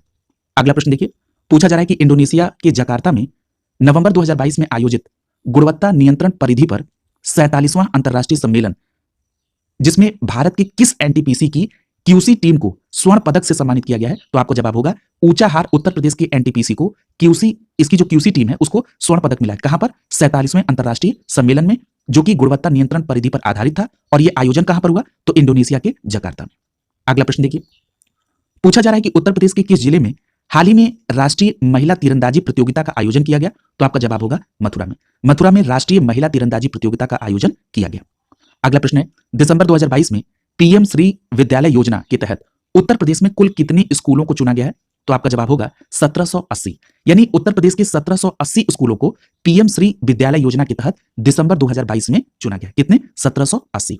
अगला प्रश्न देखिए, पूछा जा रहा है कि हाल ही में स्ट्रक्चरल ऑडिट नीति जारी करने वाला पहला राज्य कौन बना है? तो आपका जवाब होगा उत्तर प्रदेश। यानी उत्तर प्रदेश वह पहला राज्य है जिसने स्ट्रक्चरल ऑडिट नीति को जारी किया है। अगला प्रश्न देखिए, पूछा जा रहा है कि उत्तर प्रदेश सरकार ने 5 दिसंबर 2022 को कुल कितने करोड़ रुपए का अनुपूरक बजट पेश किया है? बहुत इंपॉर्टेंट प्रश्न है, याद रखेंगे।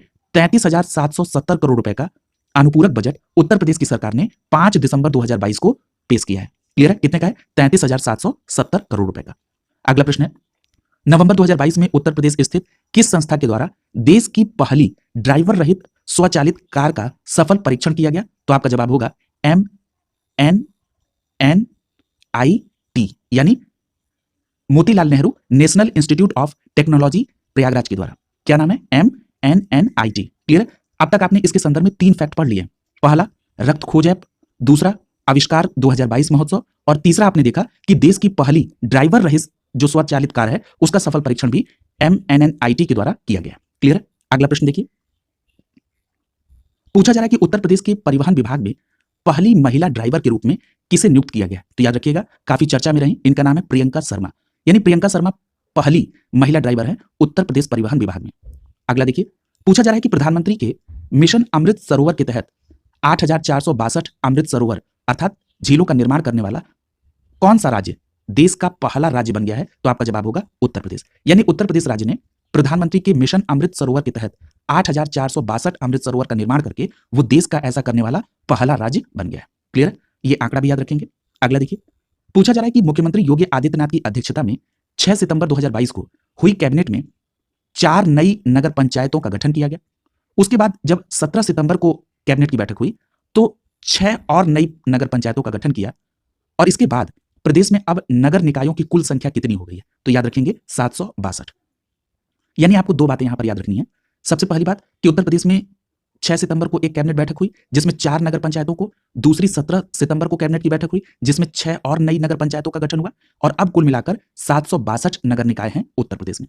अगला प्रश्न देखिए, पूछा जा रहा है कि फ्री राशन योजना के बाद उत्तर प्रदेश की योगी सरकार ने अगस्त 2022 में किस अन्य योजना को बंद कर दिया है? तो याद रखिएगा, व्यक्तिगत शादी अनुदान योजना को उत्तर प्रदेश सरकार ने बंद कर दिया है। अगला प्रश्न देखिए, पूछा जा रहा है कि 192 करोड़ से अधिक राशि वाले वह योजना जिसे 6 सितंबर 2022 को कैबिनेट की बैठक में मुख्यमंत्री योगी ने मंजूरी दी, तो उसका नाम है कीट एवं रोग नियंत्रण योजना। क्लियर? यानी कीट एवं रोग नियंत्रण योजना के लिए कितनी धनराशि की व्यवस्था है? 192 करोड़ की, और इसको कैबिनेट से मंजूरी कब मिली? 6 सितंबर 2022 को। अगला प्रश्न देखिए, पूछा जा रहा है कि उत्तर प्रदेश के मुख्यमंत्री योगी आदित्यनाथ ने हाल ही में प्रदेश में कहां पर सिंगापुर की तर्ज पर देश का पहला नाइट सफारी और जैव विविधता पार्क खोलने की घोषणा की है? तो आपका जवाब होगा लखनऊ में।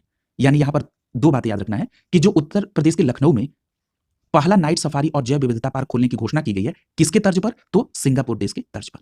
अगला प्रश्न देखिए, पूछा जा रहा है कि अमेरिका की तर्ज पर देश की पहली एजुकेशन टाउनशिप कहां घोषित की गई है? तो यह घोषणा उत्तर प्रदेश में हुई है कि वो अमेरिका की तर्ज पर देश की पहली एजुकेशन टाउनशिप को स्टैब्लिश करेगा। अगला प्रश्न देखिए, हाल ही में संपन्न पहले Uttar Pradesh central zone taekwondo championship में किस शहर ने सर्वाधिक 20 स्वर्ण पदक जीतकर ओवरऑल चैंपियन ट्रॉफी को जीता है? तो आपका जवाब होगा लखनऊ ने। यानी लखनऊ ने पहले Uttar Pradesh central zone taekwondo championship प्रतियोगिता में सर्वाधिक 20 स्वर्ण पदक जीतकर ओवरऑल चैंपियनशिप ट्रॉफी को जीत लिया है। किसने? लखनऊ ने। अगला प्रश्न देखिए, पूछा जा रहा है कि 25 अगस्त 2022 को भारत सरकार के शिक्षा मंत्रालय ने राष्ट्रीय शिक्षक पुरस्कार 2022 की घोषणा की। पुरस्कार के लिए चुने गए देश भर के 46 शिक्षकों में उत्तर प्रदेश के किस शिक्षक का नाम है? तो आपका जवाब होगा खुर्शीद अहमद का। बहुत अच्छा प्रश्न है। आप सभी को पता है कि 25 अगस्त 2022 को भारत सरकार के शिक्षा मंत्रालय ने राष्ट्रीय शिक्षक पुरस्कार 2022 की घोषणा की, जिसमें देश भर से कुल 46 शिक्षकों का चयन किया गया और इन 46 शिक्षकों में से उत्तर प्रदेश के खुर्शीद अहमद का भी नाम शामिल है। अब प्रश्न उठता है कि खुर्शीद अहमद कहां से हैं? तो याद रखिएगा, देवरिया में कंपोजिट स्कूल सहवा में शिक्षक हैं खुर्शीद अहमद, जिनको यह पुरस्कार प्राप्त हुआ है विज्ञान शिक्षा में नवाचार के लिए। अगला प्रश्न है, हाल ही में राज्य सरकार ने किस शहर को सोलर सिटी के रूप में विकसित करने का निर्णय लिया है? तो आपका जवाब होगा अयोध्या को उत्तर प्रदेश की सरकार ने सोलर सिटी के रूप में विकसित करने का निर्णय लिया है। किसको? अयोध्या को। अगला प्रश्न देखिए, पूछा जा रहा है कि centre for monitoring Indian economy की हाल ही में जारी रिपोर्ट के अनुसार अगस्त 2022 में राष्ट्रीय स्तर पर बेरोजगारी दर कितनी बताई गई? 8.3%। पहले इतने फैक्ट को इस प्रश्न से ही ले लीजिए कि centre for monitoring design and economy के द्वारा एक रिपोर्ट जारी की गई अगस्त 2022 में, जिसमें बताया गया कि राष्ट्रीय स्तर पर जो बेरोजगारी दर है वो 8.3% है। वहीं उत्तर प्रदेश की कितनी दर बताई गई बेरोजगारी की? तो आपका जवाब होगा 3.9%। अगला प्रश्न देखिए, पूछा जा रहा है कि उत्तर प्रदेश के बरेली जिले में स्थित राज्य का वह पहला गांव जहां प्रत्येक घर में आरओ पानी की सुविधा उपलब्ध है, तो आपका जवाब होगा भरतौल गांव। याद रखेंगे, उत्तर प्रदेश में बरेली जिले के भरतौल गांव में प्रत्येक घर में आरओ के पानी की सुविधा उपलब्ध है। अगला प्रश्न देखिए, पूछा जा रहा है कि सितंबर 2022 में उत्तर प्रदेश के किस सेंट्रल जेल के कैदियों को दिए जाने वाले भोजन की क्वालिटी को भारतीय खाद्य सुरक्षा और मानक प्राधिकरण अर्थात FSSAI ने 5 स्टार रेटिंग प्रदान की है? तो आपका जवाब होगा फतेहगढ़ सेंट्रल जेल, जो कि फर्रुखाबाद जिले में है। इसे भोजन की क्वालिटी के लिए FSSAI के द्वारा 5 स्टार रेटिंग प्रदान की गई है सितंबर 2022 में। क्या नाम है उस जेल का? Fatehgarh central jail, Farrukhabad. अगला प्रश्न देखिए, बजट 2022-23 में प्रदेश की अर्थव्यवस्था को कितने ट्रिलियन डॉलर बनाने का लक्ष्य निर्धारित किया गया है? तो याद रखिएगा, $1 ट्रिलियन। यानी बजट 2022-23 में उत्तर प्रदेश की सरकार ने उत्तर प्रदेश की अर्थव्यवस्था को $1 ट्रिलियन बनाने का लक्ष्य निर्धारित किया है। अगला प्रश्न देखिए, पूछा जा रहा है कि उत्तर प्रदेश की योगी आदित्यनाथ ने 10 जुलाई 2022 को कहां पर उत्तर भारत के सबसे बड़े मॉल, जिसका नाम है लुलु मॉल, उसका उद्घाटन किया? तो आपका जवाब होगा लखनऊ में। अगला प्रश्न देखिए, पूछा जा रहा है कि उत्तर प्रदेश सरकार ने किसके सहयोग से आगामी 4 वर्षों में हर जिले में एक मॉडल कंपोजिट स्कूल खोलने का निर्णय लिया है? तो आपका जवाब होगा नाबार्ड के सहयोग से। तो याद रखेंगे, नाबार्ड के सहयोग से उत्तर प्रदेश सरकार ने आगामी 4 वर्षों में प्रत्येक जिले में एक मॉडल कंपोजिट स्कूल खोलने का निर्णय लिया है। अगला प्रश्न देखिए, पूर्व राष्ट्रपति रामनाथ कोविंद ने 5 जून 2022 को उत्तर प्रदेश के किस स्थान पर संत कबीर अकादमी और अनुसंधान केंद्र का उद्घाटन किया? तो आपका जवाब होगा मगहर में। याद रखेंगे, मगहर में संत कबीर अकादमी और अनुसंधान केंद्र का उद्घाटन पूर्व राष्ट्रपति रामनाथ कोविंद ने 5 जून 2022 को किया। अगला प्रश्न देखिए, पूछा जा रहा है कि मई 2022 में खेली गई 12वीं हॉकी इंडिया जूनियर पुरुष राष्ट्रीय चैंपियनशिप में उत्तर प्रदेश का कौन सा स्थान था? तो आपका जवाब होगा प्रथम। याद रखेंगे, ये जो हॉकी इंडिया जूनियर पुरुष राष्ट्रीय चैंपियनशिप थी, ये 12वीं थी, जो कि मई 2022 में खेली गई और इस चैंपियनशिप में उत्तर प्रदेश का स्थान पहला था। अगला देखिए, पूछा जा रहा है कि उत्तर प्रदेश के जेवर में निर्माणाधीन नोएडा अंतरराष्ट्रीय हवाई अड्डे के निर्माण हेतु जून 2022 में किस कंपनी को ठेका मिला? तो आपका जवाब होगा टाटा प्रोजेक्ट्स को जेवर में निर्माणाधीन अंतरराष्ट्रीय हवाई अड्डे के निर्माण का ठेका दिया गया। किसको? टाटा प्रोजेक्ट्स को। अगला प्रश्न है, उत्तर प्रदेश में किस स्थान पर देश के पहले ग्रीन हाइड्रोजन प्रोजेक्ट को शुरू करने का निर्णय लिया गया है? तो आपका जवाब होगा मथुरा में देश के पहले ग्रीन हाइड्रोजन प्रोजेक्ट को शुरू करने का निर्णय लिया गया है।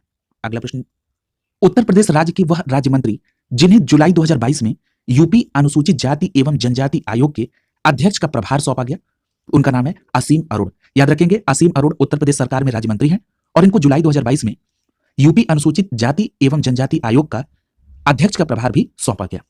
अगला प्रश्न देखिए, पूछा जा रहा है कि उत्तर प्रदेश के किस स्थान से खुदाई के दौरान जून 2022 में 3800 वर्ष पुराने तांबे के शस्त्र के अवशेष मिले हैं? तो आपका जवाब होगा मैनपुरी के गांव गणेशपुर में जून 2022 में जब खुदाई हुई तो वहां से 3800 वर्ष पुराने तांबे के शस्त्र मिले हैं। कहां से? मैनपुरी के गांव गणेशपुर से। अगला प्रश्न देखिए, पूछा जा रहा है कि 4 से 7 जुलाई 2022 के बीच उत्तर प्रदेश में किस महोत्सव का आयोजन किया गया? तो याद रखिएगा, आम महोत्सव का आयोजन 4 से 7 जुलाई 2022 के बीच उत्तर प्रदेश में किया गया। अगला प्रश्न है, हरियाणा में संपन्न तीसरे खेलो इंडिया यूथ गेम्स 2022 में उत्तर प्रदेश पदक तालिका में किस स्थान पर रहा? देखिए, इस प्रश्न को आपने कल खेल के सेक्शन में कवर किया था और आपने देखा था कि हरियाणा में जो तीसरा खेलो इंडिया यूथ गेम्स हुआ था, इसमें पहले स्थान पर हरियाणा था और यहां पर आपसे उत्तर प्रदेश का स्थान पूछा जा रहा है, तो आपका जवाब होगा उत्तर प्रदेश 12वें स्थान पर था। उत्तर प्रदेश ने इसमें 6 स्वर्ण पदक जीता और कुल मिलाकर 42 पदक जीता। इस कुल 42 पदक में 6 स्वर्ण तो आपको याद रखना है, इसके साथ साथ 17 रजत और 19 कांस्य पदक भी इन्होंने जीते।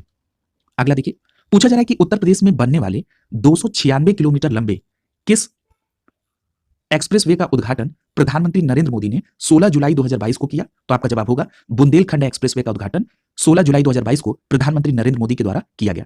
और ये बुंदेलखंड एक्सप्रेसवे कितने लंबाई का है? तो 296 किलोमीटर लंबा। अगला प्रश्न देखिए, पूछा जा रहा है कि दक्षिण कोरिया में 22 से 30 जून 2022 के बीच आयोजित मिसेज यूनिवर्स डिवाइन 2022 में उत्तर प्रदेश की किस सुंदरी ने इसको जीता है? तो याद रखिएगा, उनका नाम है पल्लवी सिंह, जिनका संबंध उत्तर प्रदेश के कानपुर जिले से है। यानी यहां पर आपको दो बातें याद रखनी है कि जो मिसेज यूनिवर्स डिवाइन 2022 प्रतियोगिता है, ये दक्षिण कोरिया में 22 से 30 जून 2022 के बीच हुई। इसमें पल्लवी सिंह ने यह खिताब जीता। पल्लवी सिंह का संबंध उत्तर प्रदेश के कानपुर जिले से है। अगला प्रश्न देखिए, पूछा जा रहा है कि 13 एक्सप्रेसवे बनाने वाला देश का पहला राज्य कौन बन गया है? तो याद रखिएगा, उत्तर प्रदेश। क्लियर है? याद रखेंगे, 13 एक्सप्रेसवे बनाने वाला देश का पहला राज्य है उत्तर प्रदेश। याद रखिएगा, 3200 किलोमीटर के 13 एक्सप्रेसवे में से 7 पर काम जारी है और 6 जो है वो संचालित है। क्लियर है? ये भी फैक्ट आप याद रखेंगे और टोटल उसकी किलोमीटर लंबाई भी याद रखेंगे। अगला देखिए, पूछा जा रहा है कि मुकुल गोयल की जगह 13 मई 2022 को उत्तर प्रदेश का कार्यवाहक पुलिस महानिदेशक किसको नियुक्त किया गया? तो आपका जवाब होगा देवेंद्र सिंह चौहान को। क्लियर है? अगला देखिए, पूछा जा रहा है कि 12 मई 2022 को एनएसडीसी इंटरनेशनल और हिंदुस्तान पोर्ट्स प्राइवेट लिमिटेड के बीच उत्तर प्रदेश के किस स्थान पर स्किल इंडिया अंतरराष्ट्रीय केंद्र स्थापित करने के लिए समझौते पर हस्ताक्षर हुआ? तो आपका जवाब होगा वाराणसी में। याद रखेंगे, यहां पर भी आपको दो बात याद रखनी है कि स्किल इंडिया अंतरराष्ट्रीय केंद्र कहां पर स्टैब्लिश होगा? वाराणसी में। इसके लिए किन दो लोगों के बीच समझौता हुआ? तो एनएसडीसी इंटरनेशनल और हिंदुस्तान पोर्ट्स प्राइवेट लिमिटेड के बीच। कब? 12 मई 2022 को। अगला प्रश्न देखिए, पूछा जा रहा है कि 1 मई 2022 को अंतर्राष्ट्रीय मजदूर दिवस के अवसर पर मुख्यमंत्री योगी आदित्यनाथ ने सेवानिवृत्त कर्मचारियों की पेंशन को पारदर्शी बनाने के लिए किस पोर्टल को लॉन्च किया? तो आपका जवाब होगा ई पेंशन पोर्टल। क्लियर? ई पेंशन पोर्टल को लॉन्च किया गया उत्तर प्रदेश में 1 मई 2022 को अंतर्राष्ट्रीय मजदूर दिवस के अवसर पर। अगला देखिए, पूछा जा रहा है कि 18 से 20 अप्रैल 2022 के बीच सूरत में स्मार्ट सिटी स्मार्ट शहरीकरण सम्मेलन में सर्वश्रेष्ठ राज्य का पुरस्कार किसे मिला? तो आपका जवाब होगा उत्तर प्रदेश को। तो दो बातें आपको याद रखना है। सबसे पहली बात कि जो सूरत में स्मार्ट सिटी स्मार्ट शहरीकरण सम्मेलन का आयोजन हुआ वो कब से कब तक? तो 18 से 20 अप्रैल 2022 के बीच, और इसमें पहला स्थान किसका था? उत्तर प्रदेश का। अगला प्रश्न देखिए, पूछा जा रहा है कि उत्तर प्रदेश सरकार ने अप्रैल 2022 में जल जनित और बैक्टीरिया जनित बीमारियों के प्रसार को रोकने के लिए किस अभियान की शुरुआत की? तो उसका नाम है दस्तक अभियान। क्लियर है? तो याद रखेंगे, दस्तक अभियान की शुरुआत किसने की? उत्तर प्रदेश सरकार ने। कब की? अप्रैल 2022 में। और दस्तक अभियान का संबंध किससे है? तो जल जनित और बैक्टीरिया जनित बीमारियों के प्रसार को रोकने के लिए। अगला प्रश्न पूछा जा रहा है कि मार्च 2022 में किस लोक गायिका को लोक निर्मला सम्मान 2022 मिला? तो याद रखिएगा, उनका नाम है शारदा सिन्हा। तो यहां पर दो बातें आपको याद रखनी है। सबसे पहले यह भी पूछा जा सकता है कि शारदा सिन्हा का संबंध किससे है? तो याद रखिएगा, ये एक लोक गायिका है और इनको लोक निर्मला सम्मान 2022 मिला है। अगला प्रश्न पूछा जा रहा है कि प्रधानमंत्री नरेंद्र मोदी ने पिछले दिनों मेरठ के किस कस्बे में मेजर ध्यानचंद यूनिवर्सिटी की आधारशिला रखी? तो आपका जवाब होगा सरधाना कस्बे में।